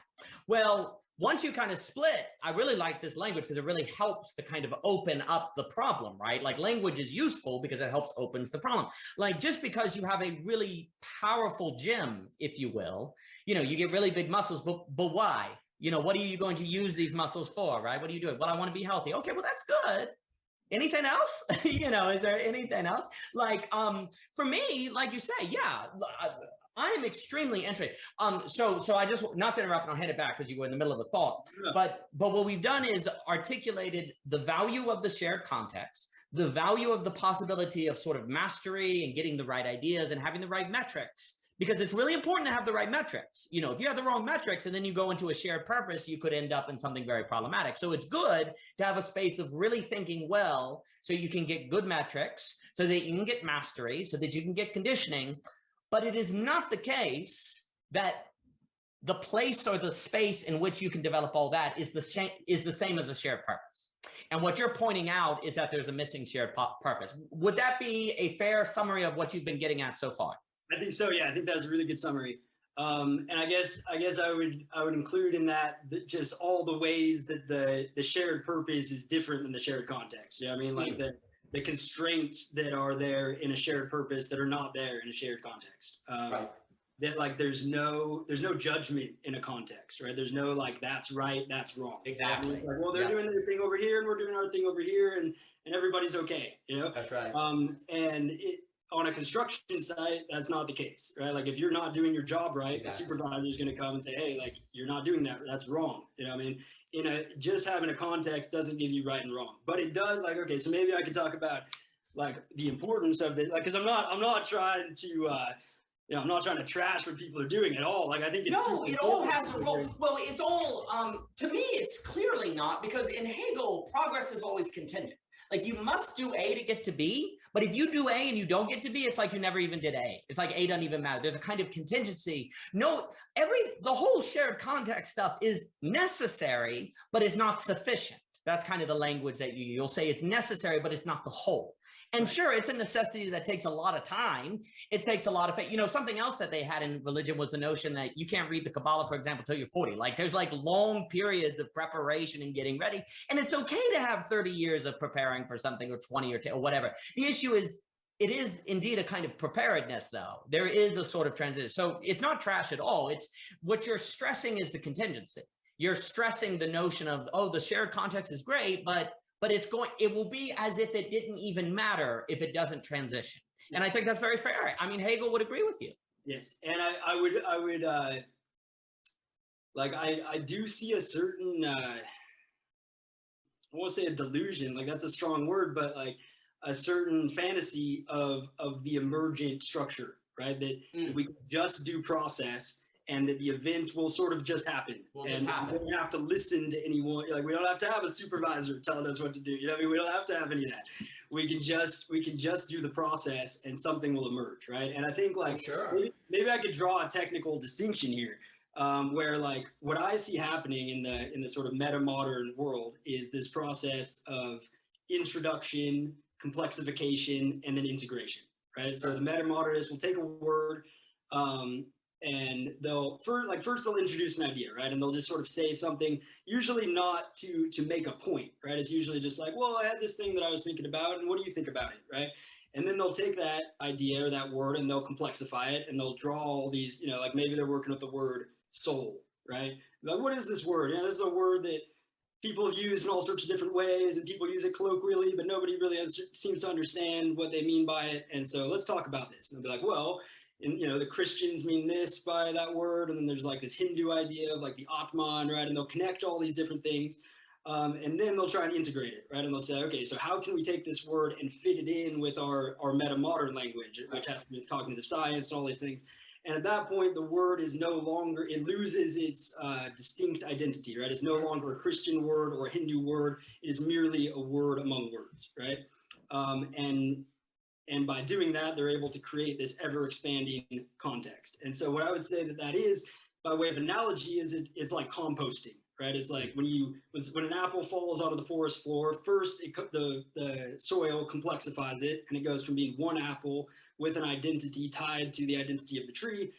Suddenly it becomes this whole ecosystem of things, right? And there's different colonies growing on it and bugs crawling on it, and it complexifies. And then eventually the complexity consumes it and it becomes integrated into the matrix of the soil, right?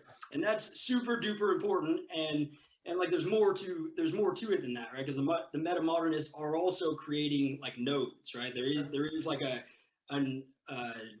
network intelligence happening, which is not captured by the compost metaphor, but it's still a decent metaphor, right? And so I would contrast that process of introduction, complexification, integration with a process of problem, plan, action, right? Which is the phallic process of like identify a problem, come up with a plan, and then implement that plan into action, right? And that should be done in a dialectical thing where your action helps you reformulate the problem, which helps you act more effectively back and forth. But I would say that is the difference, and we must not confuse that process of accumulation through introduction, complexification, and integration with a process of constant forward progress. Sure. You know what I mean? Which is facilitated through that cycle of identify a problem, or just it doesn't have to be a problem per se, but a challenge, right? Something to overcome. And then you create a plan, which is a projection. I mean, we need to be comfortable with that language of projection, because that language gets all, oh, you're just projecting, right? Sure. Like, well, that's how action happens, right? We project a desired state onto the world, and then we engage with it so as to come into conformity with that projection. And the projection should be modified along the way. But I guess, yeah, that's really what I'm trying to get at here. But well, go ahead. Oh no, what you're getting, So there is a danger in treating the emergence like a sort of second coming, which is the means justify the ends, because eventually something will just emerge. It doesn't matter what we do because, eventually something will occur. There is a real danger there. Absolutely. Even though emergence, there's kind of like emergence, lowercase e, which is very real and well studied, like anthills. And then there's almost this capital E emergence that becomes this sort of like, it's going to break through and just kind of magically occur and the world's going to change.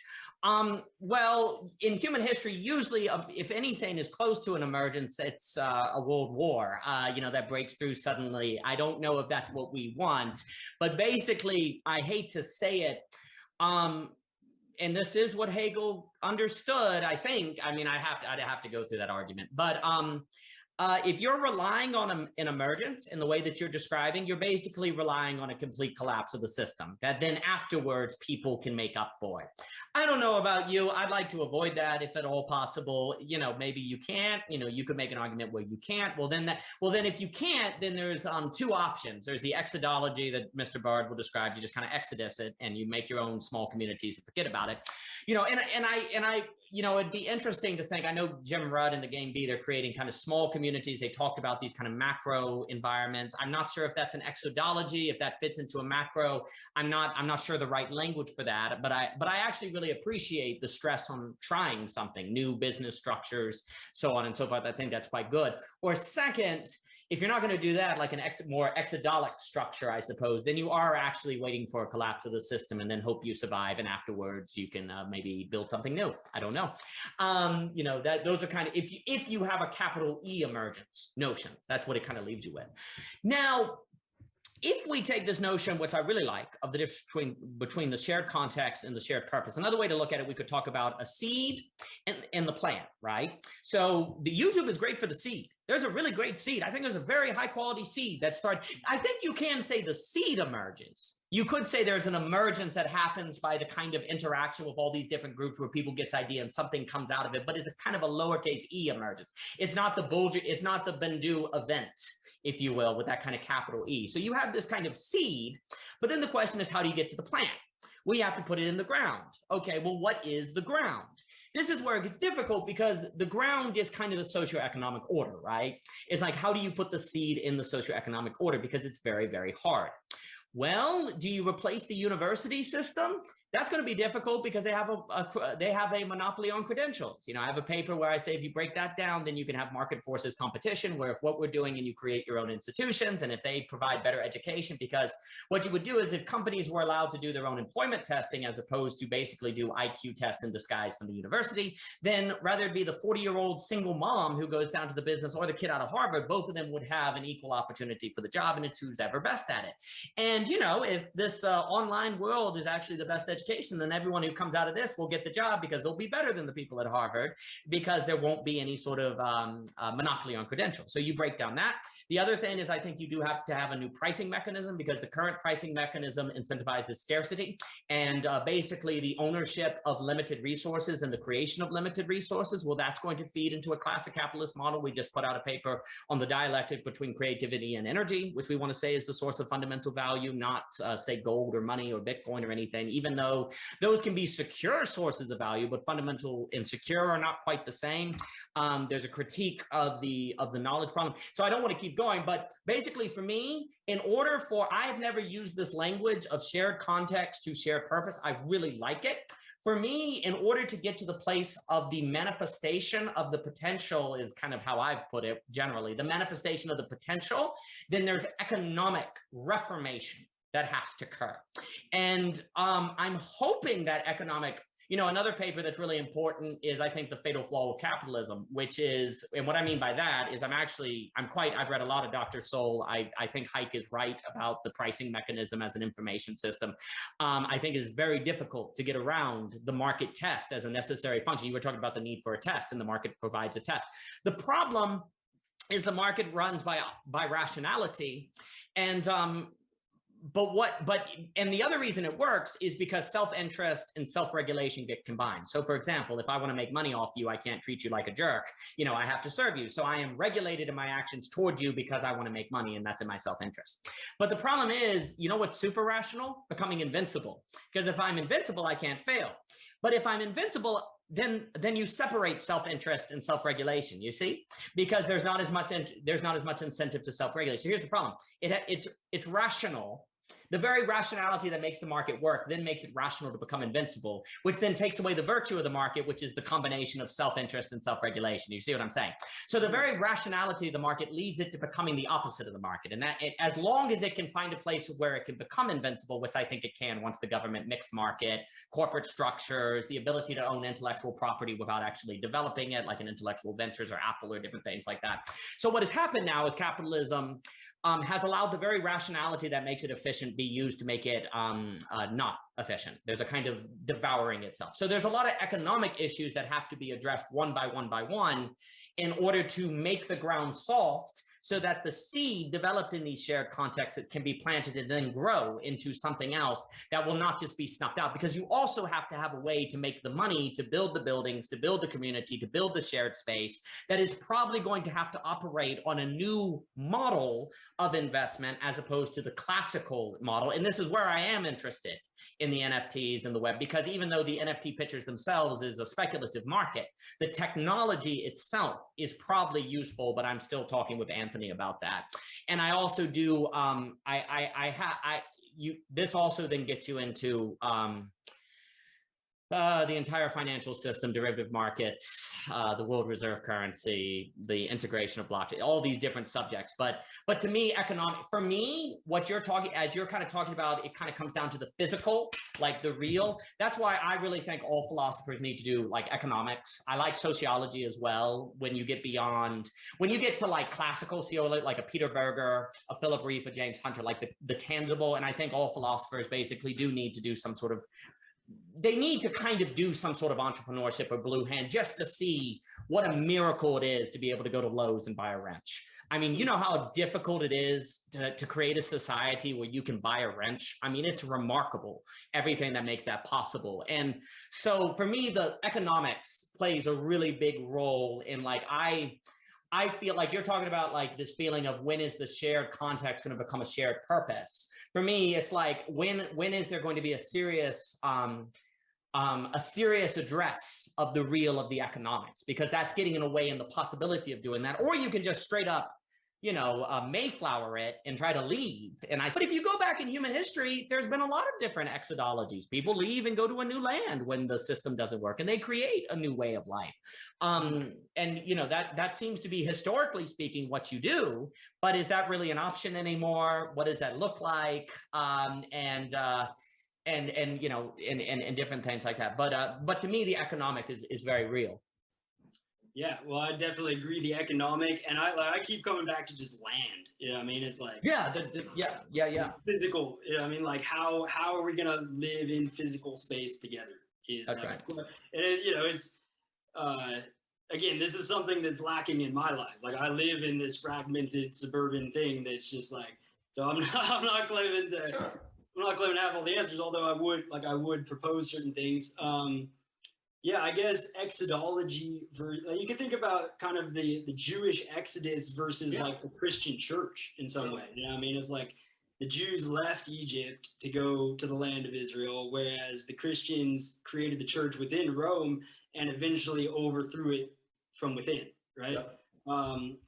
And I think probably in our context today, we're going to need some sort of dialectical between the two, in some answer which moves through the dialectic between that, because I think that exodus in the old sense is impossible because there's nowhere to go. I mean, the world has been civilized for all intents and purposes. Sure. Yeah.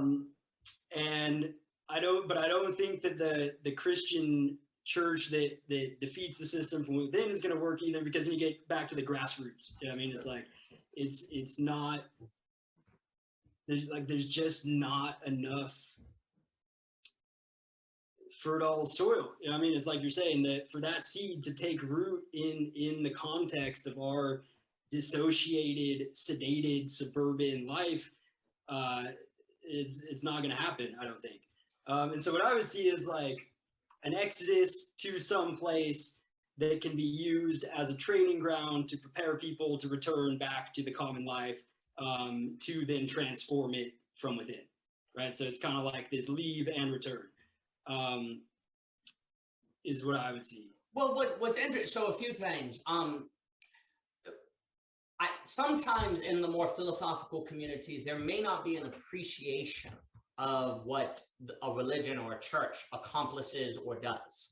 A given church in any religion, whether it be Islam, it doesn't matter. The network, the logistical network, the creation of the buildings, the organization of communities, the getting of people to have different functions, to believe similar things. This is a remarkable undertaking that religions have done. Now, what's interesting is what the church is to theology, if we just use the term theology, is basically what the university was to philosophy. That was kind of what colleges were. So, you know, it's kind of like this place you go and you get your education and you come back to your community and you participate in. So, you know, what the church was to theology is generally what, especially if you consider philosophy basically just a simile for learning, you know, the love of wisdom and different things like that. Well, then what the church was to theology is what the university was to philosophy. But then the university was corporatized. Then the university became a training ground for your corporate job. Then it became about, you know, certification and not knowledge. So in a very funny way, there's a sense of what is being described is a return to the true university or whatever that is, which of course, you know, it's always dangerous to say return because that sounds nostalgic and so on and so forth. Okay. Well, maybe, okay, so this is kind of a diversion. Please. But this might be a good thing to talk about is like the language of the return and the one and wholeness and unity. Because this is, I mean, I feel like in today's world, you really got to fight for your words. You know what I mean? Like, no, it's very language is being attacked on all sides, right? Like, I've heard you talk about the language of beauty, right? And like beauty is under attack, and I mean, it's under attack from the.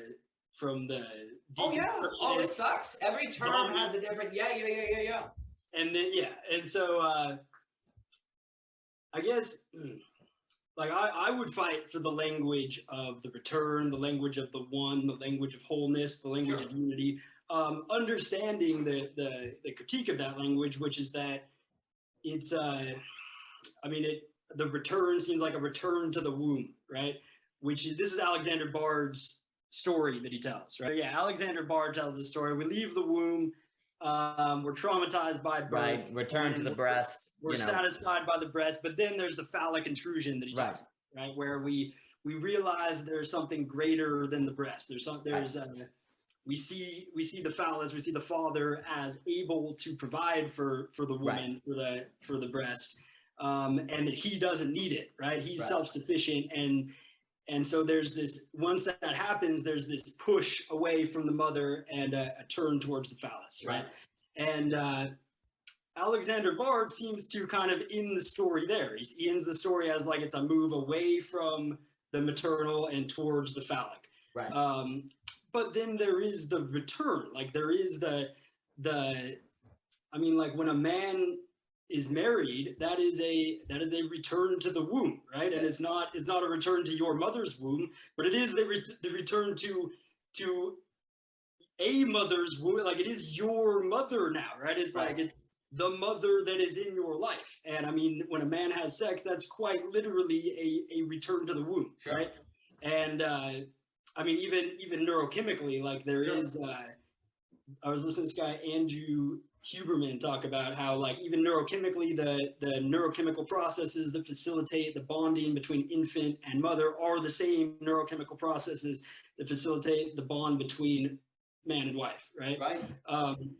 And so it is a return of sorts, and obviously it's different in that it's sexualized on the one hand, so there's like this added forward motion, but then there's also the recognition of separation, right? Because you can't just meld into your wife the way that a newborn can meld into his mother, right? You have to be present within that relationship.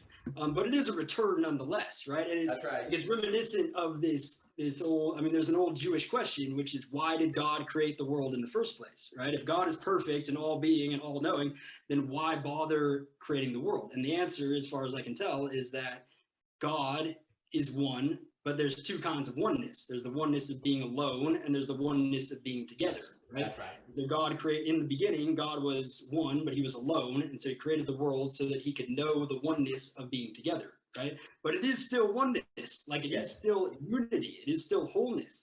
And this whole like, I mean, the whole philosophy of lack, the idea that we should integrate lack into the psyche, I would say is still a pursuit of a total unity. It is still the pursuit of a greater wholeness, because why not just leave the lack disintegrated, right? Why not just live in this fantasy that you can fulfill the lack and then be surprised by it, and have true difference, right?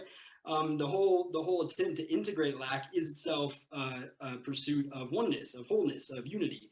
And I would say good, but I would still fight for that language. And I think there's one more thing, and then I'll turn it over to you. Like, I think it's critically important to maintain the same language, to see life as a journey from oneness to oneness, and not from oneness to something other than oneness, because that's how true negation can happen. Like, I was listening to Slavoj Žižek talk about this, how negation happens through repetition, right? Like, imagine if I said to you, there's rock climbers and then there's rock climbers. Yes, right. Exactly. Like, I'm a rock climber, but Alatonal, like, that guy is a rock climber, right? Whereas if I use, like, so I'm repeating the word precisely to emphasize the difference. Whereas if I use a different word, if I said, I'm a rock climber and he's a free soloist, like, it's true, but it's not emphasizing the vertical difference between us, right? And so by using the same word to negate, there's the possibility of a transformation of spirit rather than merely a lateral transformation, right? Like, if I'm a rock climber and I wake up and I want to make a change, I could say, well, I'm going to stop being a rock climber and become a surfer instead, right? And that's a kind of change. But another kind of change I can make is to say, well, right now I'm a rock climber, but from now on I want to become like a rock climber, right? And repeat the word, and in repeating it, to open up the possibility of true transformation. And so yeah, I guess this is kind of a diversion from our No. But I would fight for the language of oneness and unity and wholeness on that basis, that there is the wholeness of the sort of opium high where you just sort of dissolve into the couch and everything's oceanic. But then there's the oneness of rock climbing. There's the oneness of the dance. There's the oneness of the tribe, where there is difference. Like, in rock climbing, there's no, your ego doesn't dissolve exactly, but there's this intensity of focus where it's like everything in the background is sort of like zoom, and there's like this oneness there's a throbbing oneness, which is the language that you guys use, and that's why, like, this is what we originally went back and forth with, but. Anyways, yeah, that's a few things. So first off, friggin' marvelous. Second, what you were getting at is one of the reasons why my preferred medium is writing. But the problem is, when you write a book, nobody reads books. They like listening to conversation, which is perfectly fine. So in my writing, wholeness, there is wholeness with the W, lowercase, which is problematic. There's lowercase h wholeness, which is a problem. But then there's wholeness with the W in parentheses, which is a kind of wholeness. And I use parentheses a lot in my writing and to designate, but I can't say wholeness W in parentheses. Very difficult to say. Or like, I think Gödel, what Gödel proves to you is not that everything is incomplete, but that everything is in parentheses incomplete. The in is always in parentheses. I use a lot of parentheses. I mean, Derrida kind of pointed out that true philosophers, you have this history of philosophers who like to say that, it's only in speaking that true philosophy comes out, and there's that kind of emphasis on the word. But then, Derrida talks about the irony that they all wrote books. For me, it's the exact opposite. It's actually in writing that you can get at the best philosophy, because it's only in writing that I can show. For me, return is Hegelian. The RE is always in parentheses. You never return the same way. When you return to common life, it is always a return with the RE in parentheses. You don't come back the same way. Every return is not a return. Likewise, absolutely, the goal is wholeness, but it's a W in parentheses wholeness, where you've integrate, like there's wholeness, right? Without the W, but there's a whole in the wholeness. But it's a kind of both. It's a kind of bothness.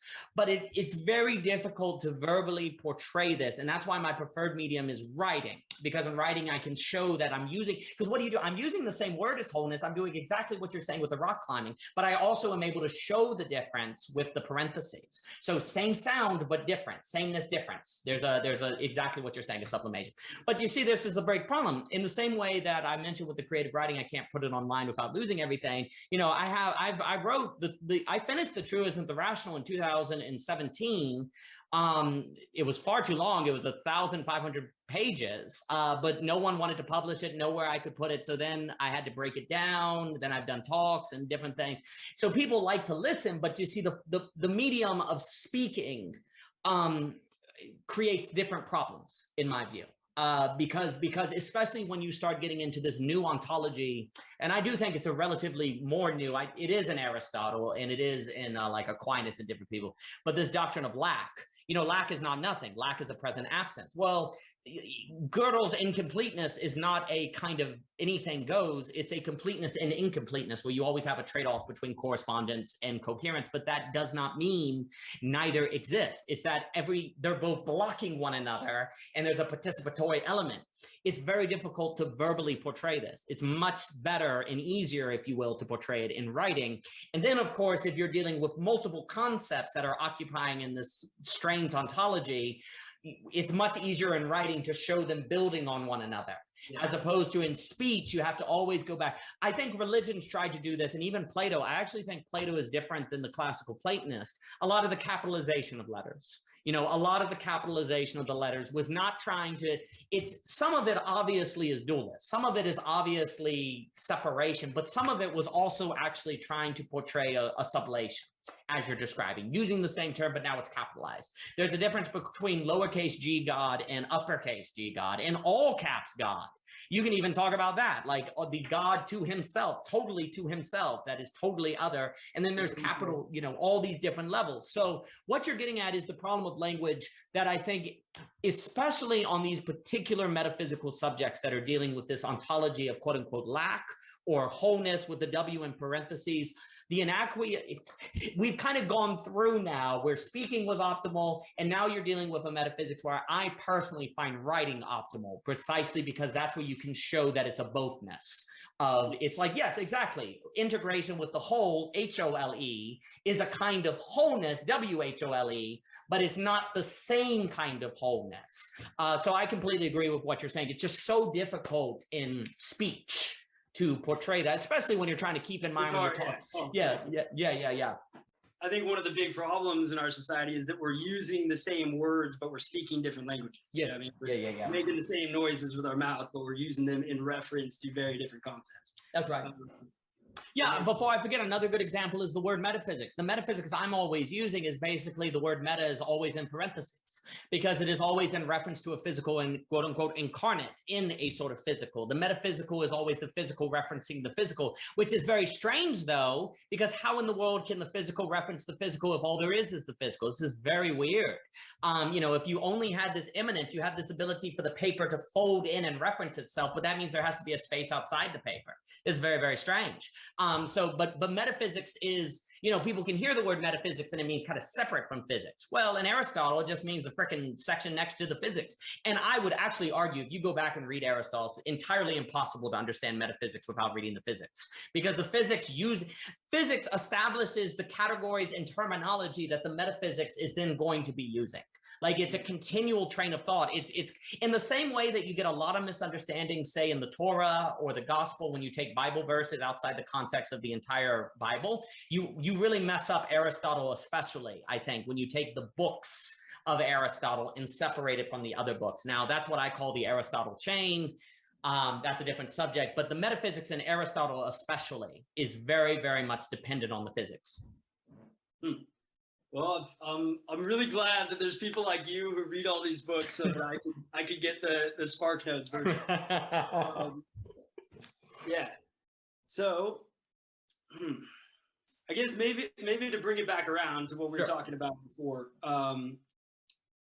how language can be used to turn context into purpose, we could say. Yeah, that's nice.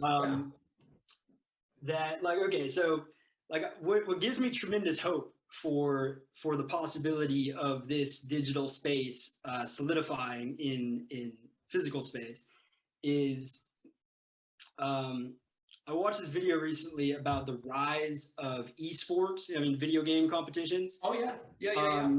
And they were contrasting the rise of esports with the rise of mixed martial arts competitions, right? And mixed martial arts, it took like decades for them to build up the kind of identity that could gather thousands of people into a stadium. Whereas the esports, it was like there were no esports competitions, and then they did them, and suddenly 1 year 1,000 people show up, the next year 20,000 people show up, and now it's like a thing, right? And they're thinking, how do they do this? And the answer they came to was that the video game people had already established a shared language, a shared culture, shared values online, right? Because they've been playing video games together, and so they had this language. So that when it came time to cohere, everybody already knew what the deal was, right? Everybody had a shared aesthetic, a shared language, like they knew who the sponsors would be. Whereas in mixed martial arts, it was like they started out, it was this weird thing that nobody knew, they're doing it in people's backyards, and it was kind of coming from boxing, but also professional wrestling, and nobody knew what it was. And so it took all this time to develop its identity such that that identity could hold a body in the world.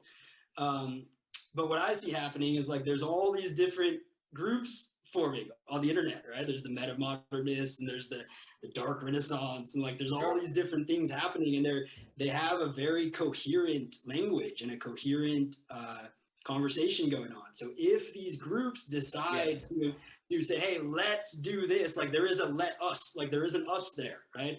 And they can, like, there is already a hierarchy. There's already, like, if these groups decide to do something in the physical world, there will be like it can happen very quickly. It can cohere very quickly. I'm very glad you said that. I had not thought to compare mixed martial arts and esports, but that is a magnificent case study. That gives a kind of metaphoric language. For me, these online spaces have a ton of potential, and in my head, what's held them back is the economic realities. Yeah. The lack of an efficient pricing mechanism, the lack of a way to invest directly in value, a transformation. Like, for example, if we were to really understand that the fundamental source of value in economics is a dialectic between creativity and energy, and that's an argument I try to make in a paper. I'll just have you take my word for it right now. And if we really took seriously that what keeps capitalism from dissolving into the material dialectic that Marx talks about is the artifacts class, which is the creator class, the people who create the means of production, then we would really start prioritizing, figuring out how to take the potential here and realize it into the world, because otherwise the global financial system is going to fall into further pathologies and different problems. But that would require changing of thinkings to prioritize it. So for me, I'm personally very, very interested in the economic question, because you're talking about the macro. So in my opinion, although I know Daniel S., so, you know, I'm not saying that no one in the gang B and nobody in the alternative communities is thinking about economics. I'm not claiming that. And I'm not saying that they're doing a bad job. I'm not enough of an expert. I don't know in like Schleiermachers and their different thinking. But for me, it's one thing to talk about the particular individual community that has 50 people involved that is going to live according to, say, gang B. And by all means, I see no reason why that's a bad thing. I see no reason why people cannot do that. And God bless you. To me, when you're talking about addressing the macro, that is for me economics. That is the macro, because economics is what determines people's everyday life, basically. Their 9 to 5, their money, their bills, and different things. I think it's more important than government. I'm not saying government doesn't matter, and obviously they get in bed together and you have a mixed market. I'm not arguing that's not the case, but so much of the world reflects its economic system and its economic priorities and how it thinks about things. And that's where so much of the work I do, for me, that's addressing the macro to kind of move aside the barrier so this potential can then be realized. That's where I'm very interested in economics. Now, I'm not, I don't work for the Federal Reserve. I don't have any of those positions. So you could just say I'm thinking about it, and that doesn't make a difference. That's fine. But I do think the economics is what's holding back the potential.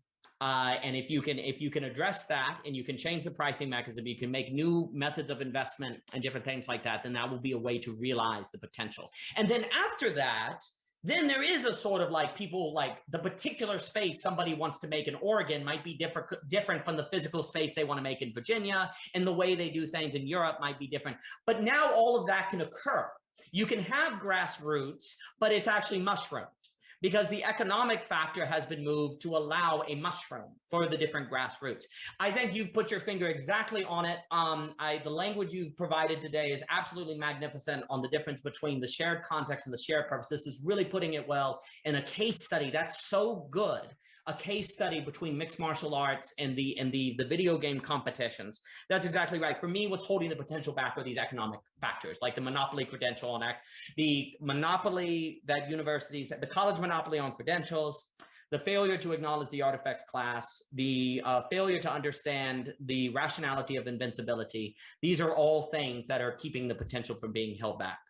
I 100% agree with what you're saying, that the economic system is holding us back, but like we can't we don't, back to the top down, you know what I mean? I would be very reticent to go try and like change the Federal Reserve, like even like so like Bitcoin, which, you know, I'm deeply ambivalent about, Sure.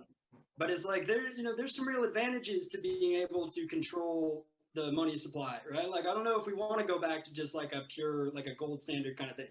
And I don't know, like, I'm not an economist, so I don't presume to know, right?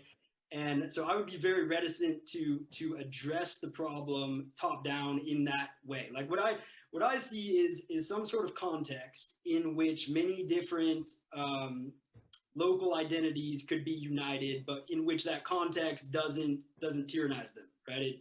It does have to constrain them in some way in order to unite them, but it'd be like what I do like about Bitcoin, like whatever the economic or technological implications are, like what I think is so cool about it is that whoever started it, and we don't know who started it, right? Some anonymous person or group of people started this thing, and then they just sort of put it out there and they stepped away, right? And like now it's on its own and they can't influence it, right? They're purely participating. I'm sure whoever started it still has some Bitcoins, so they're playing with it, but there's no, like, it's built structurally in so that there is no one top down hope. You know what I mean? There's no one guy at the top. And so I think whatever it's going to be, it's like somebody is going to have to come forward with some sort like somebody's going to have to take executive action. Somebody's going to have to decree, like, here's the platform, but then I'm going to step away and not try and control it. And then different people can exist within that platform is kind of how I would see it. What you are getting at, so for me personally, as weird as this may sound, because NFTs are so strange and being so speculative, there's actually more potential there because the mechanism can be used as a direct investment in value by which to create distribution networks that are not needing the traditional price mechanism. Bitcoin, there is certainly a very strong argument to be made that the current Federal Reserve System has greatly contributed to a prioritization of assets in creating value in more assets. The problem is, by definition, rich people own more assets than poor. And if assets increase in value, that tends to create a lot of inefficiency in the market. You can't really replace the Federal Reserve System as it currently stands without, well, for example, you'd have to replace the dollar, right? You could say, oh, well, what if we move the dollar to the stable coin or different? Well, that hasn't shown to work, because what's going to back that stable coin? And why would you do that? Why would other people agree to that? And what would the value be set on that stable coin? Right now stable coins work because you set it on the dollar, right? Oh, so what's the stable coin of the dollar itself, right? The trust in the US government? Well, how does that work? Is it a one-to-one? People don't trust it right now. It's no different. Here's the problem. I don't see how doing that is any different than the current monetary system. It's just digital paper. It's just digital fiat at that time, right? I mean, so assuming we're not just talking about a digital fiat system, we're talking about an entirely different system. Well, that would require the replacement of the dollar as the reserve currency. Well, do you know how many third world nations are completely dependent on the dollars that they own, or how many countries have debt in dollars? The domino effect is you currently have a global debt bubble, a giant global debt bubble. And a way to look at this is the following. This is how I describe it. Imagine you have a game of musical chairs and there are no chairs, zero. As long as the music doesn't stop, it's fine. But if the music, stops, you're in massive trouble. And basically, to replace the dollar, you'd have to stop the music, and everyone loses. So it's not really a practical option. And also, there's some arguments to be made that are not bad. It just never happens that the Federal Reserve could actually, by increasing liquidity, help you avoid a financial crisis. We should not view the Federal Reserve as all bad. It just tends to, unfortunately, be the case that they don't do what they're supposed to do, honestly. They tend to go further than they're supposed to, and that's an entirely different discussion, but it's too simplistic to say that the central banks are all bad, and it's too simplistic to say we should replace the central banks. Well, yes, you can, but it would be very bad. NFTs, though, create the possibility of, and this is where you can proceed to ask me to give you the specifics of the case. And I'll just say, if you're interested in Intrinsic Research Co., and also maybe I'll send you a paper that I did, because it's an elaborate subject, and I'm not trying to, I hate doing that. It's just so elaborate, because then you're right, everything would lead to another. But hopefully Intrinsic Research Co. with Anthony, and we've done work, you know, and we have a lot of conversations, will outline the case with graphics that I cannot offer you because language is not visual and different things. But I actually do see some potential in NFTs, and I almost don't even want to call them NFTs because they've been so poorly, in my opinion, they have not been used well. You almost now need to call it something different, and because NFT equals, you know, yacht apes or something like that.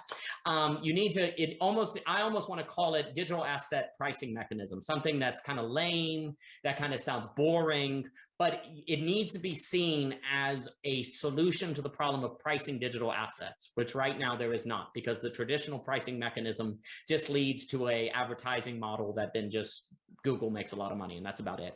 So if we view NFTs as an alternative pricing mechanism, that can change things, and that can open ways of investing in these communities. And if you did that and you destroyed the college monopoly on credentials, those are kind of the two big ones. New pricing mechanism and destroy the college monopoly on credentials. There are more things that can be done. Those are the two big ones to unleashing the potential on the shared context and the shared purpose, because then it will be financially realistic for people to actually invest in building those structures. They'll have mechanisms of doing it, and they'll have realistic time allocation. Like right now, maybe you're a millionaire and you can just happen to buy a building somewhere in Europe and start a new community. But that's great. A lot of people don't have that. And in order for this to scale, you would have to, it would have to be something that the average person, you know, generally speaking, would have to be able to do. Well, that requires different forms of certification and a different pricing mechanism. So those would be the two main ones, I would say, is how you start to unleash this potential into something actual. Huh. Well, yeah, I'd love to read your paper, because I don't know much about NFTs. To me, it's kind of just an internet fad. But you're Sure. not the first person to say this to me. They're like, no, there's more to it. Well, so, yeah. and I have to stress the NFT. I don't own NFTs. I have been very skeptical of NFTs for a very long time. I'm very skeptical of these markets, but you know, in the same way that once I got some papers on blockchain and read about it, I said, oh, this is quite fascinating. Likewise, once I got a sense of the mechanism of NFTs. Now, whether it ever gets used for it or not, I don't know, but the mechanism is to me different than the current use.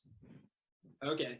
Well, yeah, I'd love to learn more about that. I guess for me, when you talk about like a change in the pricing mechanism, what it makes me think of is rather than like a change in currency or anything like that, but just a change in how we value things. You know what I mean? Like just a turn toward, like, I feel like in today's world, so many people are willing to sacrifice capital for well-being or for, you know what I mean? It's like you can either make $50,000 a year and live in a community of people that you care about and you have purpose and family and all that, or you can make $100,000 a year and just live in suburbia, or, you know, I don't mean to trash on suburbia exactly, but you know what I mean? Like people are willing to sacrifice money for other forms of value. And I think, like, for me, what it would be is just establishing these forms of value and making them more tangible and making them realizable and orienting our economy towards that, which is not in any way to deny what you're just saying. But oh yeah, well, another way to look at it is there's a difference between currency and investment. And, you know, investment is where, say, I give you $100, you do something, and my $100 turns into $200. Like, I can invest in values that I think are worthwhile, and it's not just for the money, but in order to support. Because one of the things you cannot, like, when we talk about value, it's this weird thing where it's, again, kind of dialectical. You need money to realize value, and value is realized in money. So it's not in the same way that when metaphysics is separated from physics, you get a problem. Likewise, you get a problem when you start going, oh, what really matters, because money doesn't matter. No, money solves very, very tangible coordination problems that are very complex and difficult. Like, again, I go back to getting your wrench at Lowe's or a bottle of water. The coordination that goes into convincing people and figuring out where bottles of water need to go and are most needed is an insanely difficult computation problem, which prices can help with. If bottled water down in Florida is really, really cheap, then we stop sending bottled water down there because there's no money. Well, they probably have an abundance, but if in New York it's really expensive, then I send more bottled water up there because there's a price, and then you start dealing with the shortage. That's just a small example of a way that prices send signals. And likewise, if I can pay someone, say, $500 to drive the water up to New York, and he can use that money to say fix his car, then he now has an incentive to drive the truck up to New York and help people get water, right? So there's problems of motivation, there's problems of information, and all sorts of things that money, tangible money, helps you solve, and you don't want a world without it, because without it, you get a lot of inefficiencies, and it's very, very bad. But here's, of course, the problem. Money has a tendency to creep into value and to replace value, in the same way that metaphysics has a tendency to replace physics, and physics has a tendency to replace metaphysics. And it requires the human element to know these things are not the same, to keep them from bleeding into one another. But very problematically, things in their very facticity tend to teach you to merge them and to blur them, and so you lose the distinction.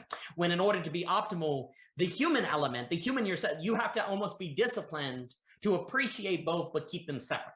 And that's very, very difficult.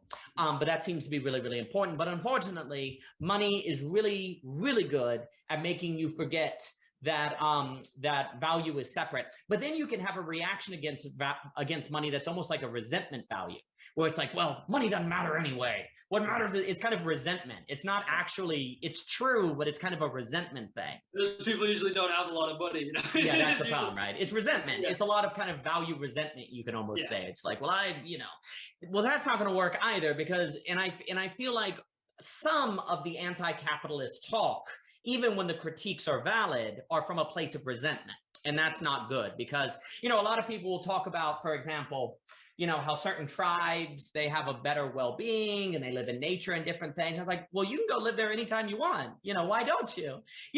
Obviously there's truth to the fact that you have some tribes where the 70-year-olds don't have the same sickness. They're more physically fit. You see this in some of the different tribes.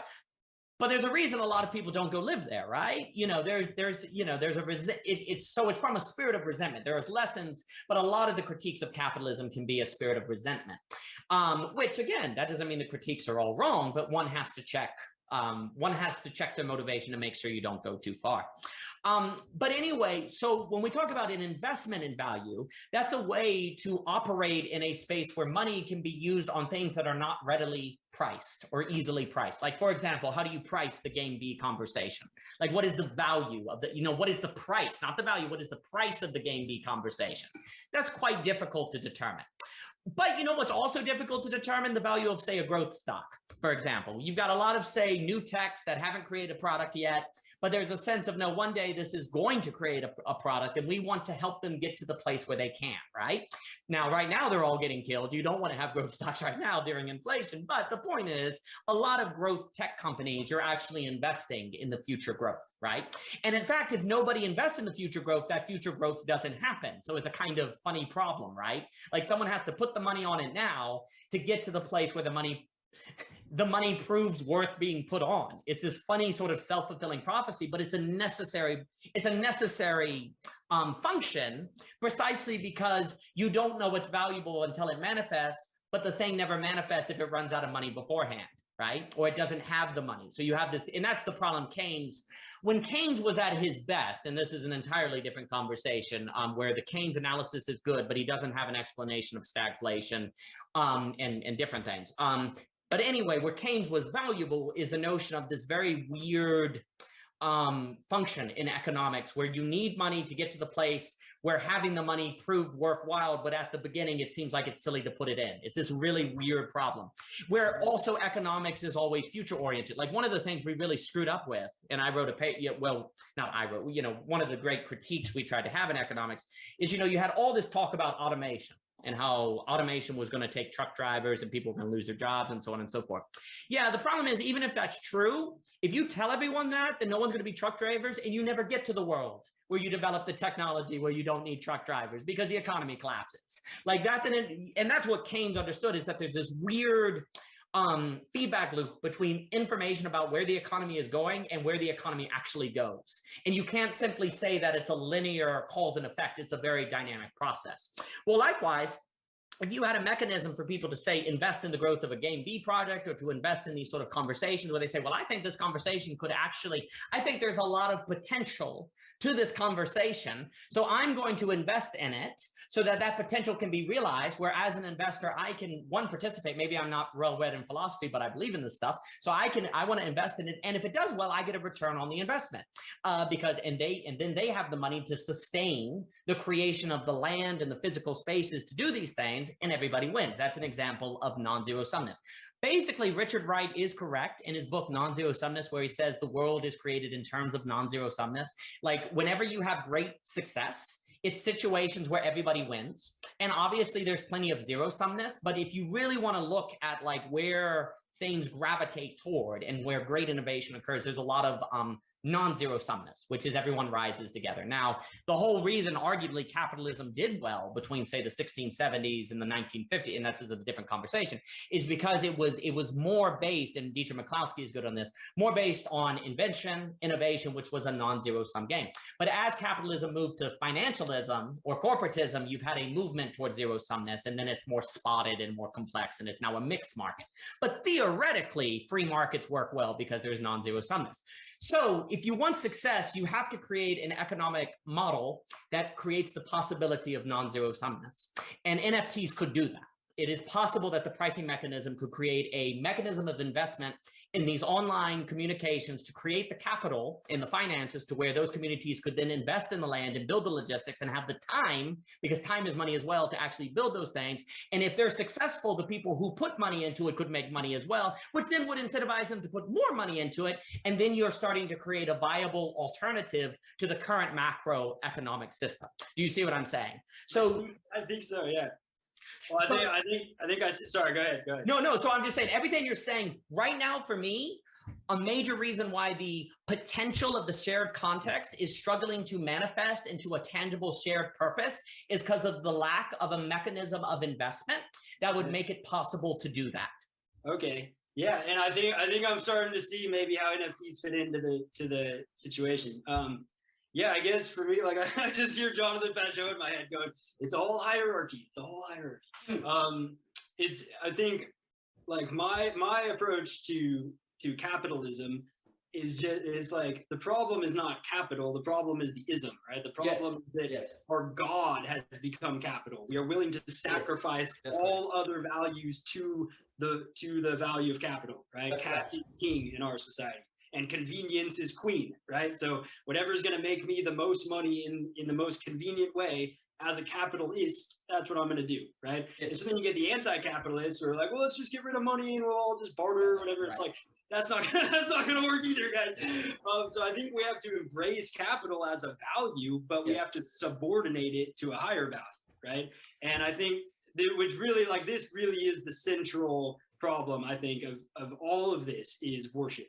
Right? The basis of communion is worship of a common good, right?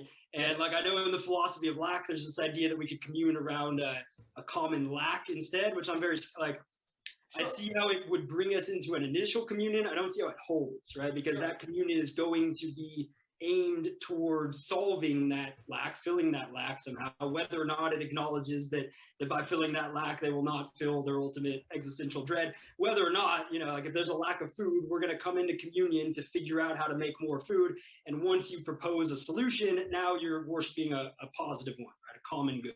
Oh, sure. And so I think that really, like, this is maybe the crux of what we this is my first time here, hello, but we in this corner of the internet need to talk about is like, what are we going to worship?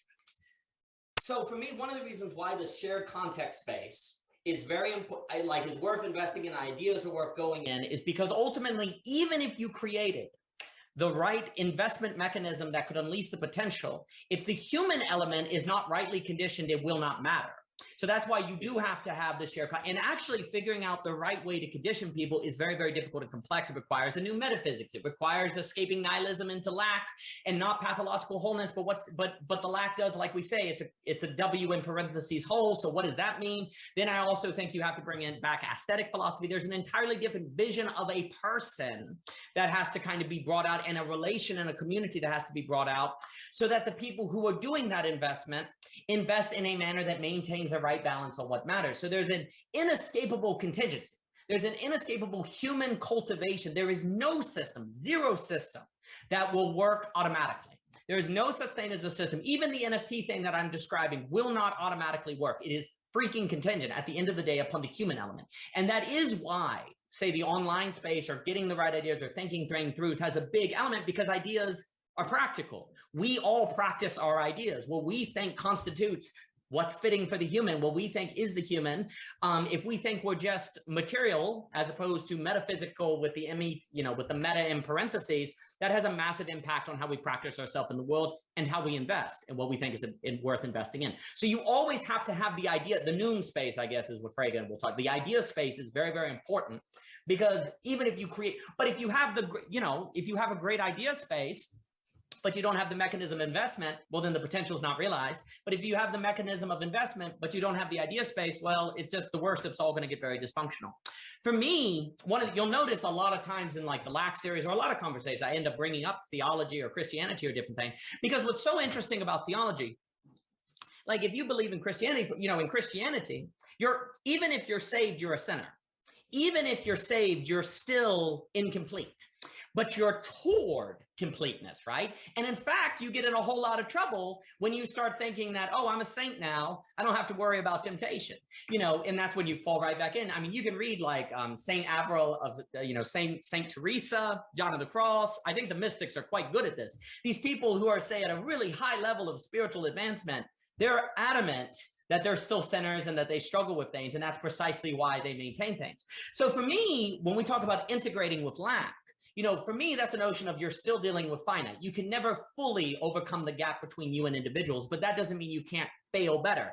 That means you can't find a certain harmony in that lack of gap, which is toward, you could say, if you want to say it's toward God or it's toward a state of greater improvement and sublimation, but you can't have a community that doesn't have a towardness. And even if you believe that there's no ultimate complete, because even the Christian, for example, does not believe in this life that they ultimately overcome their sin. That's for the next life or the resurrection or whatever different language. You can get better, but you never get to the place of being totally over it.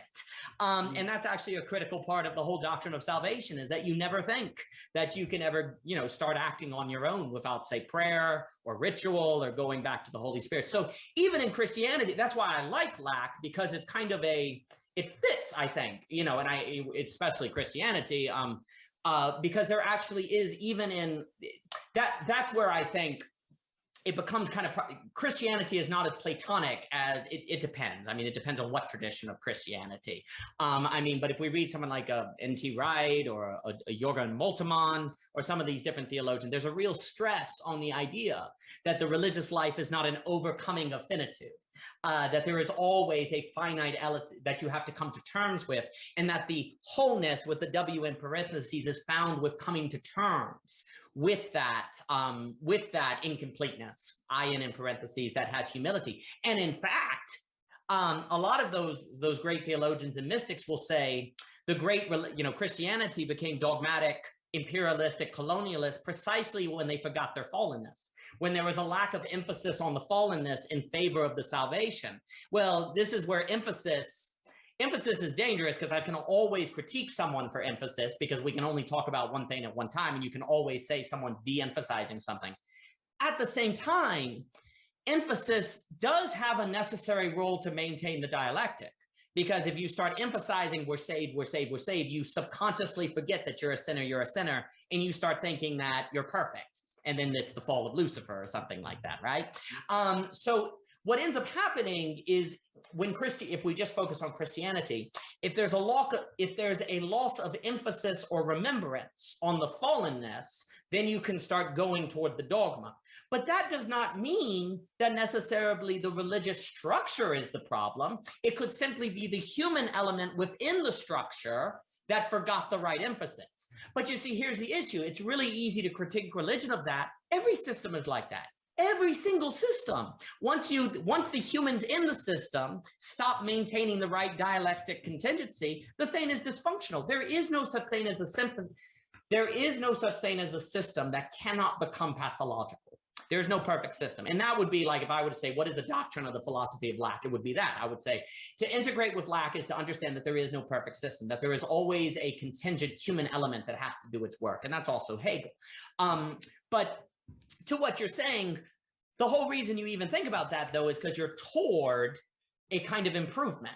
Even if it's never finished, there is progress. Even if to say that you have to integrate with lack is not to say that there cannot be progress or that there can't be towardness. That's actually, you'll see in the fate of beauty. So in the truism of the rational, there's this defense of an ontology of lack, but then the fate of beauty is the towardness of that lack. Where the beauty and the aesthetic is the towardness of that, but I can only, you have to make a case in one thing and then move to the next and to the next. So to me, what you're getting about the towardness of lack, the solution of lack, you could even say, or the trade-off, the management of lack, that's where for me beauty and the aesthetic vision become really, really, really important. And that's where also I'm going to emphasize in the formation of a tangible community. There is something about the aesthetic vision that's very important, in addition to the hard, concrete, logistical. Well, no, I totally agree with you. And I mean, we're just gonna get into dialectics here, but like beauty, I mean, as I've heard you say, beauty is always in this tension with truth and goodness. Yeah. Right? If you just emphasize beauty, then what if it's beautiful, but it causes control? Yeah. And then there's just the problem that beauty is an abstraction. I mean, it's like if you say we should worship beauty, it's like, well, okay, well, what is that? I mean, you're gonna need still some. And this is, to me, like, I think about this a lot. Of like, seems to me that there's like, you can either worship an idol, in which case you have an image, you have something or somebody or some image that you worship. Or you can worship the transcendent God, which is, the union of being and non-being or something like that. But it's like, what is that? I mean, that's transcendent. It's not in the world. And so how do you align your actions with the transcendent God? Even like, how do you even say that the transcendent God has a will in the world, right? If God creates everything, then if God includes everything in the world, then who's to say that God prefers good over evil, right? And so like Judaism solves this with the Torah and with the law and with liturgy and with all these things, so that like within that matrix there is this idea of the emis, right? Like the spirit of truth or something. It's like within this whole nebulous web, because there's no like Judaism's not like Christianity where there's one perfect figure. And like, I mean, just to like, it's gonna really ruffle some feathers, but like to me, Christ is an idol. I mean, Christ is an image. Christ is something in the world, some body that you look up to so as to embody its essence within you, and that's an idol.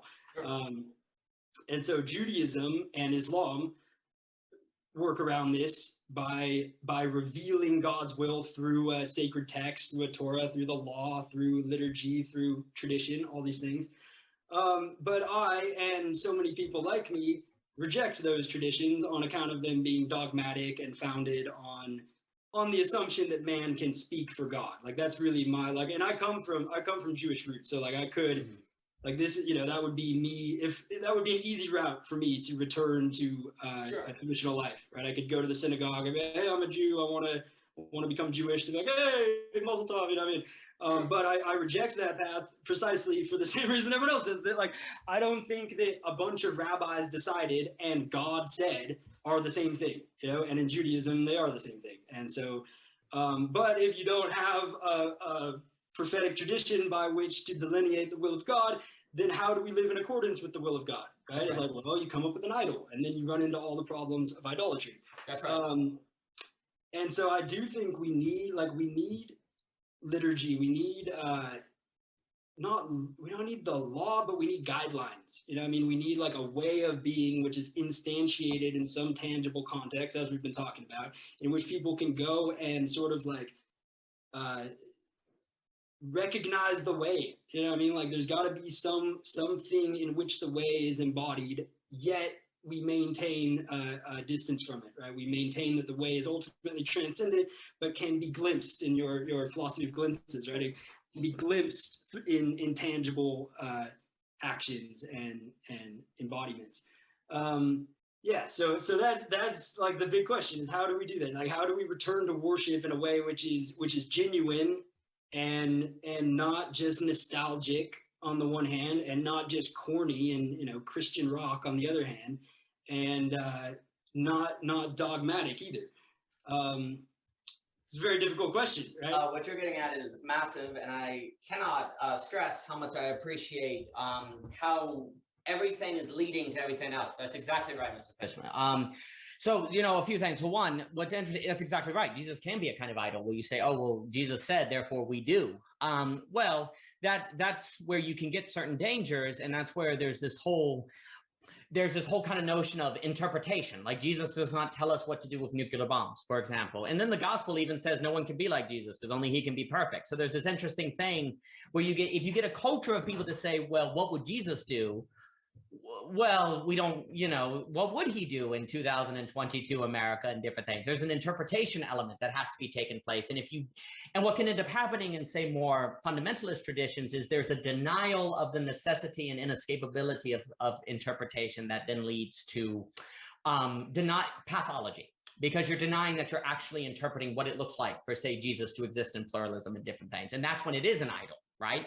Whereas if there's an emphasis, say, on the Holy Spirit, which is much more free-flowing and who knows what's going to occur, but it's part of the Trinity, well, then you have to actively think. You have to kind of be aware. You have to be in touch with yourself. It becomes much more spiritual. It's like it's a de-emphasis on the religion, but you're also supposed to go to church, and you get this very fascinating dialectical tension. But we don't like that. So we rather turn, say, Jesus into an idol if it's a Christian community, because that's more just kind of straightforward, right? And then we don't have to worry about all these different possibilities. Every religion indeed entails within it various seeds to become a quote unquote idol, where it becomes, how do we just match up with the image, which in a sense is a kind of return to the womb. There's a kind of return to the idol. We all want to kind of return to the idol because then we know what we do, and we don't have to worry about it. We're free. There's a funny thing where you give up your freedom from thinking, but then you're free from not having to think, right? You know, and then there's a kind of existential relief that comes from it. And I think that's a very real danger. But of course, then the danger is dogmatism and exclude, you know, a bad kind of exclusion where you're excluding openness and different things. But then if you're too open, then there's no direction, and you can't worship. You know, you have to have direction to worship, right? Because you have to be directed toward it. Well, the moment you're directed, you're talking about a kind of you're talking about a kind of focus, a kind of siloing out in different things. For me, this is where indeed beauty is such a big thing, because what you find beautiful is a kind of worship, even if with just the gaze. If you find something beautiful, you see it as worth gazing. For me, I like how you're emphasizing worship. To me, I associate, there are many theologians. Oh, I did want to also add, I think one of the things that really does hurt some of the philosophical discussion today is a failure to appreciate how deep many of the religions and their theology, whether it be Sufism, I did a lot in Hinduism with the Upanishads, they went into a lot of these questions. They already did thousands of years ago on the tensions between the negative and the positive, the structure and the metaphysical. Like there's a whole treasure trove of ideas and thinking that is sometimes overlooked, I think, that really kind of, they ran into problems like this. And, you know, what does it mean to be like Christ to the atheists, for example? That's not a new question. I mean, Aquinas is writing letters to friggin' Avros and Monty. They're all the different religions are interacting. It's just, as a side note, it can be a problem sometimes where there's a failure to appreciate how much various theologies and religions went into the depths of these problems, and to not go there for wisdom, if you will. But to get back to what I'm saying, a lot of the theologians will say you cannot avoid worship. Everyone's going to worship. You cannot avoid it. Well, if you take that seriously, what do you worship? What do we all worship? Well, whether we use the word beauty or not, we all worship what we think is good, what we think there's truth to, and what we see in some way as beautiful, as in good to be around. The beautiful is the thing that attracts you, that brings you closer. And like you want to be around it and you want more of it. You want to surround yourself with it. That's kind of the thing you worship. It's something that you want to make yourself like, and that you want to be more put around you. Like the true, the good, and the beautiful, they always talked about as the three infinites, which are the things that no matter how much you have, you always want more of. Like you can have too much food, right? You can get to a point where you don't want any more food. You can get to a point where you don't want any more, say, sunlight, but you really can't get to a point where you don't want more beauty, truth, and goodness, assuming, here's the trick, of course, that they're in concert together, that they exist together.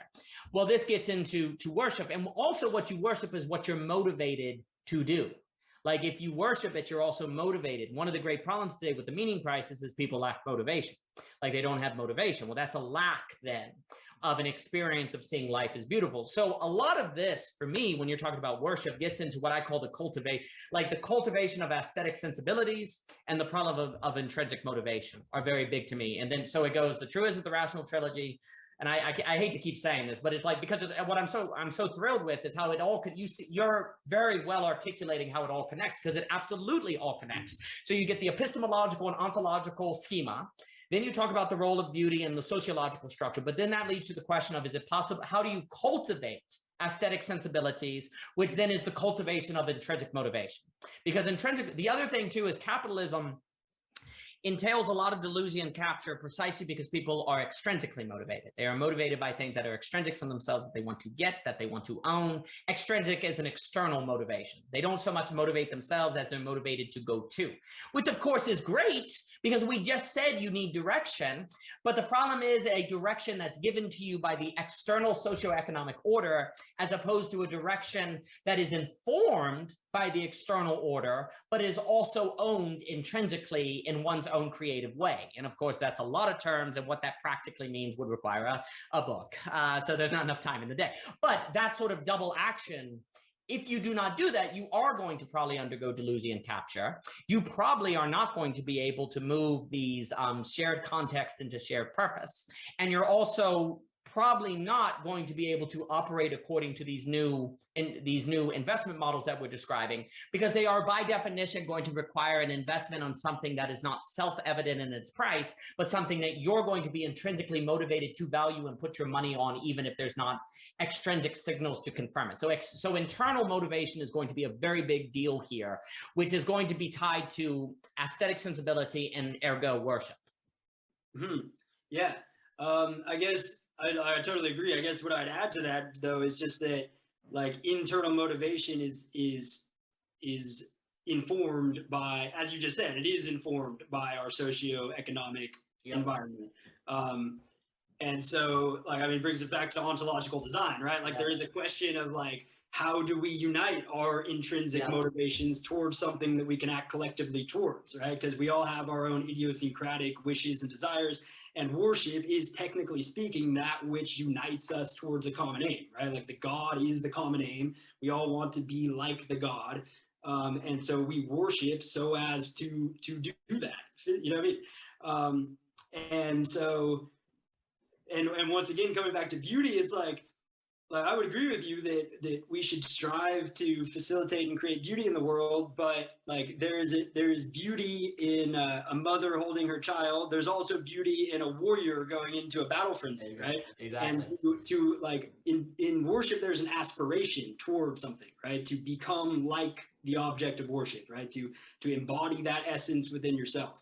And so the essence of a mother holding her child and the essence of a warrior going into battle, though they both may be beautiful, they're not the same. And they will, like a person who worships a beautiful warrior will be different than a person who worships a beautiful mother.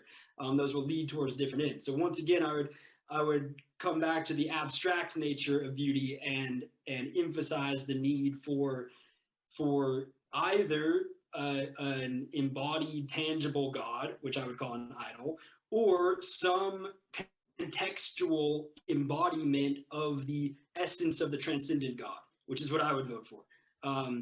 But but that then we run into the problem of revelation, right? Like, where does revelation come from? Exactly. If not through the Torah, if not through the Bible, then what, right? And like, you're it all climbs. That's exactly right. Because The theology book I do is called The Science of Things Failing, because then all of this, if you can go from philosophy to theological philosophy to theology. And even someone like Alexander Bard is going to claim that he does theology, right? You know, in different things. But one of the problems, I had a talk with Ethan Nelson where basically, to sum it up, and there's a lot more to it, is that every value is only as a value to be a value has to exist with all other values. So for example, if you're honest, but you don't care about justice, then who cares? If you care about justice, but you don't care about freedom, who cares? You have to have like all the values, but that's really hard. Like, it's like really hard to have all the values as opposed to just one value. But and you can't, here's the funny thing, you couldn't possibly develop all the values simultaneously. You have to do it linearly, and yet you need to get to the place where you have some sense of all the values, or a lot of the values, or clusters of the value as they develop. So that means to get to the place where you're not pathological, if we use that language, you have to go through a process that risks pathology, and that probably will turn into pathology because of the scope of what has to occur. So in the same way that what we're getting at is that all of this has to kind of occur simultaneously because it's a paradigm. Everything, this whole conversation has actually been a paradigm you're describing, not merely premises. But you see, the paradigm is the sum total of the premises, but by definition, you can only learn and enact the premises one at a time because you're stuck in time. So there's an inherent tragedy to life, is ultimately what it means. There's an inherent tragedy. In the same way, this is why I really like what you were saying about the video game example. It's like, it's nothing, and then boom, it's all there. I think paradigms are very much like that. Paradigm shifts are like that. It's nothing, and this is where the shared context space is very good, because you're creating the premises, and they're all going to, and you have to do the whole book series and all the different ideas, and then people have to read them and get them into their head. But then when the paradigm shift, a lot of things shift at once. It's not where, say, oh, people get a better idea of beauty, then they get a better idea of good. Like, as people are gradually getting the different premises, basically nothing's going to change, because it's not, but there is things changing under the surface. There is a different sort of concert. There's things are coming to death because once people get a new idea of, say, beauty, and they see how it works with goodness and truth, and they see the value of creativity in the socioeconomic order, and they see the value of conversation, and then they see, wait, we need to realize it. So all of that's under the surface.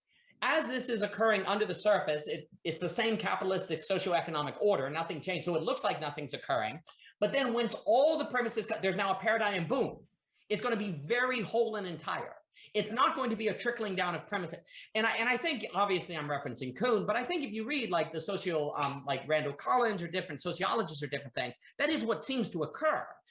Or James Hunter, To Change the World. That's a really good book on that, where he talks about the faithful premise. It's like, there's a lot, like, paradigms have to be the collection of premises, but one premise has to be created one at a time. And each individual premise will only be as good as they eventually come in concert with all the other premises. So it's kind of funny. It's almost like each premise doesn't have value until the whole thing is complete. Which then, of course, why? But here's the funny thing. If each premise doesn't have value till you complete the thing, why would you bother to complete the thing? Because you see no evidence of value or materialization, really, or the wholeness until you get to the end. Well, that's where, dare I say, that's where religion stress faith. That's where you get intrinsic motivation. That's where you get God saying, you got to do this even if you don't see how it works together. And people are like, okay, I'll do it even though I don't understand it. Because basically you're always in the realm of premise until suddenly and all at once one day, boom, there's a paradigm that could not have occurred if you didn't go premise by premise by premise along the way to get to the place where they all add up, and then boom, then it occurs. So it's this real kind of fascinating kind of tragic dilemma that you have to get to the place where you can have the paradigm shift by premise by premise. And that's also where, for me, there's an emphasis on not expecting, say, lack to go away. Because if you expect lack to go away and you come up with a very good premise, well, there's still lack. So you would go, well, that's evidence it's a stupid premise, and you'll give up, right? But if you understand that there's always some kind of lack that you're working toward, then the feeling of lack will not automatically function as evidence to you that you should stop. And so if you don't stop, then you can keep premise by changing a little thing in your life here, changing a little thing in your life there, and then boom, you can have the paradigm shift. You can have the shared context move into a space of shared purpose. But you have to keep going. Keep your eyes on the unseen if we want to keep using that religious language. Yeah, no, I think I think what you're calling forth is some word like godliness or, sure. You know what I mean? Like, I do think it's important to name a principle which unites but transcends all of the different values. That's right. Like the word I use is just the way, you know what I mean, Sure. with like a capital W. Like I am with Alexander Bard on this. You know, I think there's a single ethical principle. Like there's the way things work, and you can either live your life in accordance with that or not. Yep. Or if you can, to the degree that you're able. But again, it comes back to the problem of revelation. And I mean, I just think you put it really well. That like it's this thing where like we work on we follow all these different threads, and then at some point, boom, like it just kind of happens. You know? And I think there has to be that seed that falls from above. You know what I mean? Like the pattern sort of has to come to you. I mean, I can think about it like from a musical perspective that, I mean, it's going to sound totally cliche, but like to write a song, there has to be some transmission. Like there has to be some extra thing that comes into being, right? Like I can't just sit there and be like, I'm going to write a song now, the way that I can just make a sandwich. You know what I mean? Like there has to be the pattern of the song has to come all at once. And then it can be fleshed out into that context. But I still have to practice and try in order so that there is fertile soil, so that when the song comes, I'm able to embody it and to bring it forth into the world. So yeah, I mean, I totally agree with you. Well, what you just said is one of the reasons, like with Ethan Nelson, I always stress beauty and aesthetics, because I think the best way to understand what we've been talking about is aesthetic epistemology, is what I call it. Conditionalism, this kind of way that the artistic work occurs, where it's whole and yet it's experienced sentence by sentence, song line by song line, and yet there's a whole, but it's not a defined whole, but it's a sense of the whole, and it's very weird, right? Basically, I think one of the reasons philosophy has, this sounds terrible, not been very good for a very long time is because it threw out aesthetic philosophy. It has not had a very robust aesthetic philosophy. Now, I think when we look at In Praise of Shadow, some of the Eastern thought, it's a little different. It depends on what you mean. But when we went in the direction of analytical philosophy here in America, or pragmatism, and don't get me wrong, I actually am quite a Peircean pragmatist. It just depends on what you mean by pragmatism, right? Are we talking, people conflate pragmatism and empiricism. Those are not necessarily the same. That's the big mistake. I talk about phenomenological pragmatism is what I like, which is kind of you could even talk about a meta pragmatism if you just want to keep out throwing terms and see how cool we can get. But no, pragmatism is very important. And because in Hegel, you have to have the concrete. An idea is not even an idea if you can't make it concrete, really. It's kind of funny. You have to be able to abstract. You have to negate the abstraction into concretion, or otherwise it's questionable if you even had an abstraction. So pragmatism is quite important. And I think what Bard is getting at is correct. It's ultimately what works. And that is where, to their defense, although they're misunderstood, that is where some of the good theological thinkers, some of the good metaphysicians were actually saying, it's like, well, the reason we want to determine, say, essence, substance, and form is to determine how best for a thing to work. But there was an emphasis on the working. But what ended up happening is gradually metaphysics got separated from end. Like it was really important that they emphasized end. End means work. End means towardness. End is an orientation in the world. It was not merely, the problem is people took the language of telos and end and conflated that with final end, as in God, and then it became unpractical. But if you remember that the end is realized in the practice, then it's actually interesting how much even something like Thomism can be found to have a pragmatic element to it. But of course, you'd have to do that work and go through the whole Summa Theologica and Gentilius and so on and so forth. But anyway, for me, what you're getting at is why the creative act is really what we want to focus on for our new epistemology, our new ontology, and different things like that. And I was also going to say, I think a lot of people, when they talk about the emergence and the event, they're trying to get at something like the paradigm shift. They're trying to get at that, and I agree. But you really do have to emphasize the practice. And I'm not saying they don't. I think someone like Bard does. I mean, it just depends. But the event of the paradigm, it really truly does require a changing of the investment mechanism. The paradigm, we have to not talk as if the paradigm shift is necessary. Now, again, Alexander Bard stresses contingency. He's always stressing that, yes, there can be the potential of an event in emergence, but it's not guaranteed. Well, that's exactly right. So for me, if I think of a good way to think about the event in the emergence, which many thinkers can, I'm not going to say that that's not what they mean. They could listen to this and say, well, that's what we always mean. Well, no problem then. You know, as long as we don't have a doctrine of emergence in the event that is necessary, per se, that's going to necessarily occur, then we're ultimately talking this kind of paradigm shift, and that's perfectly fine. But I do think it's really important to understand that the paradigm shift, the paradigm is the unseen, and all we ever see is the premises. And so you have to kind of keep working and linearly build. But then but you see, here's the funny thing. We still have to do the work of thinking, though, because how do we know which premises are the ones we should hold, keep, and which premises we wouldn't? Well, then we get into mental models, then we get into epistemology. So it's a lot of work. The tilling of the fields is what the religions may say, you know, the harvest and different things. But that's ultimately what has to occur if there's going to be this kind of paradigm shift where all these kind of things go together.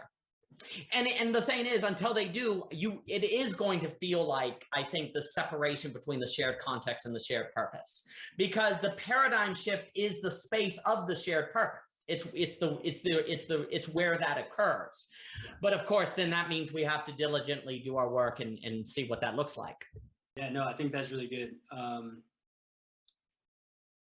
Right. Yeah, you need some understanding of the paradigm in order to know which particular, what was the other word you used? I was talking premises, like premises. Yeah. Thank you. Yeah, you need to know.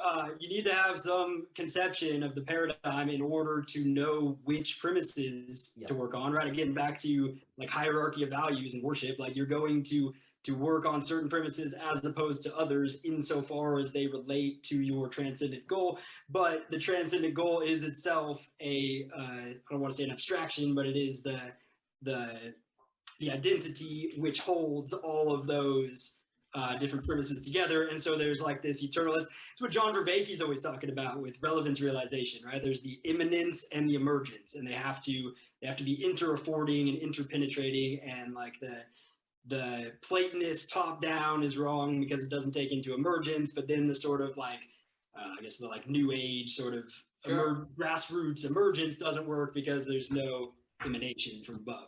And so, yeah, I think we do have to keep both of them in mind and maintain the dialectic and maintain a place for absolute knowledge, like you and Cadell were talking about. I think that this is such a good point that, like, the modernist dream was that we could have a closed system, right? That knowledge could be contained within language, within a structure, within a society, and that there's no need to have a place for that which renews the structure if we could just get the structure right.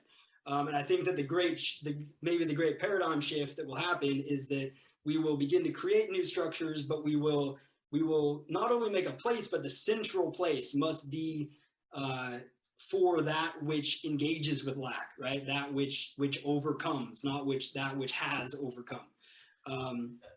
Well, so, yeah.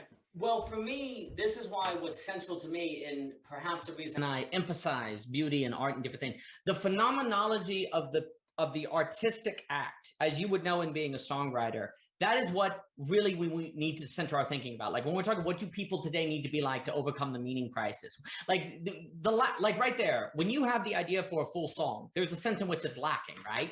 And yet you work toward it, right? But there's this weird double experience of something lacking and yet here. And even sometimes when you finish the song, you're like, that's not quite it, or you're like, that's it, but it's not. But even it's lacking the initial experience of the creative act. Or if you're a creative person, you are indeed very often existing in this double space of present and lack. And what I mean by that is, like, I have books I haven't finished. I have stories I haven't finished. I'm lacking them, and yet they're very real. They're a present absence, right? So the person who is an artist, a creator, not just something who consumes art, but actually does the creative act, is very much phenomenologically in a position to kind of understand this new paradigm of ontology and epistemology that we're describing.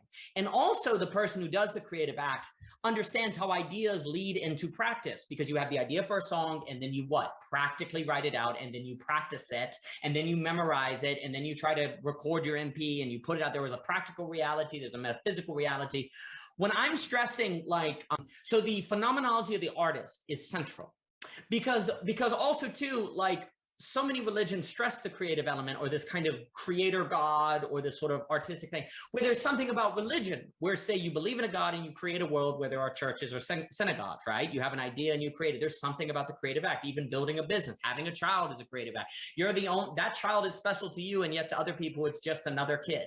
Likewise, your song is just another song. Your book is just another book, but it's your book. So there's this unique particular value, and yet universal. Particular, universal. In the creative act, there's a lack, and yet there's a presence, there's a present absence. There's we really, as philosophy, like the philosophy world really needs to study the creative act, like the phenomenology of the creative act, all these people, because that is the unique space of a certain way of being that today seems incredibly necessary to carry oneself in a manner that does not fall into the meaning crisis. And it's not merely, say, writing a short story. That's not merely what it is. It's like, oh, so Daniel, are you saying everyone needs to write short stories or something like that? Well, it probably wouldn't hurt. But I'm talking about the very way of being that comes with creating works, the very way of thinking. So for example, an artist knows that weird thing where there's a certain time in the morning when you can write, and other times of the day you can't. Like, for some reason, between 5 a.m. and 7, you can create a story and you just can't do it at 8 at night. It's very strange. Well, there's a particularity, there's a conditionalism that if you, every day at 5 a.m., you have the idea, so there's a universality and there's a generality, but there's also a conditionalism. That kind of doubleness that we've been describing about, there's a certain condition in which, objective truth arises, but without that condition, there is no objective truth. So the term objective is kind of questionable, right? And yet it's concrete.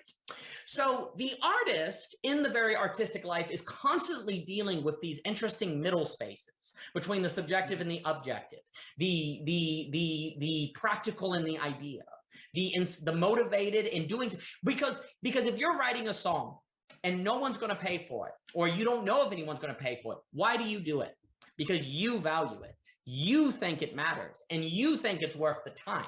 So you train yourself in intrinsic motivation. You are perpetually accustomed to a lifestyle of doing something because of value, not just because of price. That's not because price doesn't matter, but because you're constantly practicing a distinction between value and price, the individual and the social order. Oh, but what does the artist also have to do?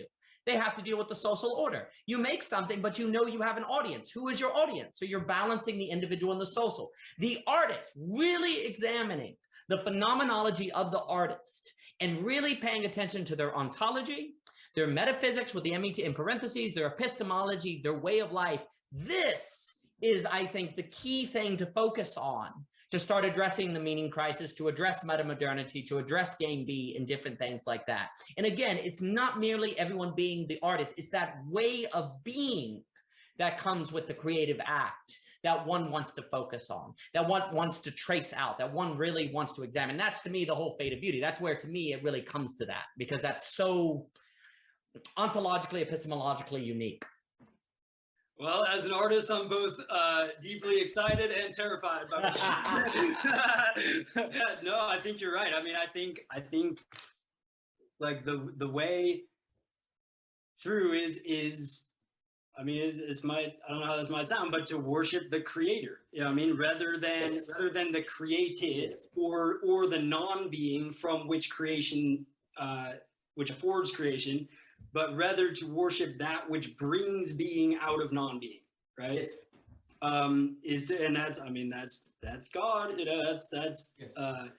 The transcendent God is that which includes but transcends being and non-being, and which affords the relationship between them, right? Yes. Brings being out of non-being and then dissolves being back into non-being. That principle which makes that move between the duality is, you know, that's God.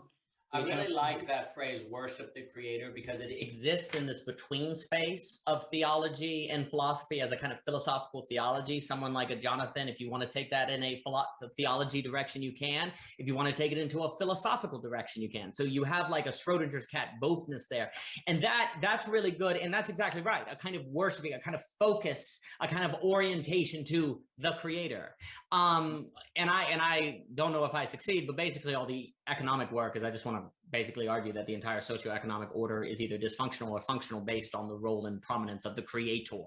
And I think that just trickles down to ontology, epistemology, and everything. So I really like that. I think that captures it very well. So to some, because I fear I must go to work, I don't know, 3 hours is not nearly long enough. This has been a true treat. I've been really Yeah, no, for me too, man. I really appreciate you taking the time to talk to me. It's been really great.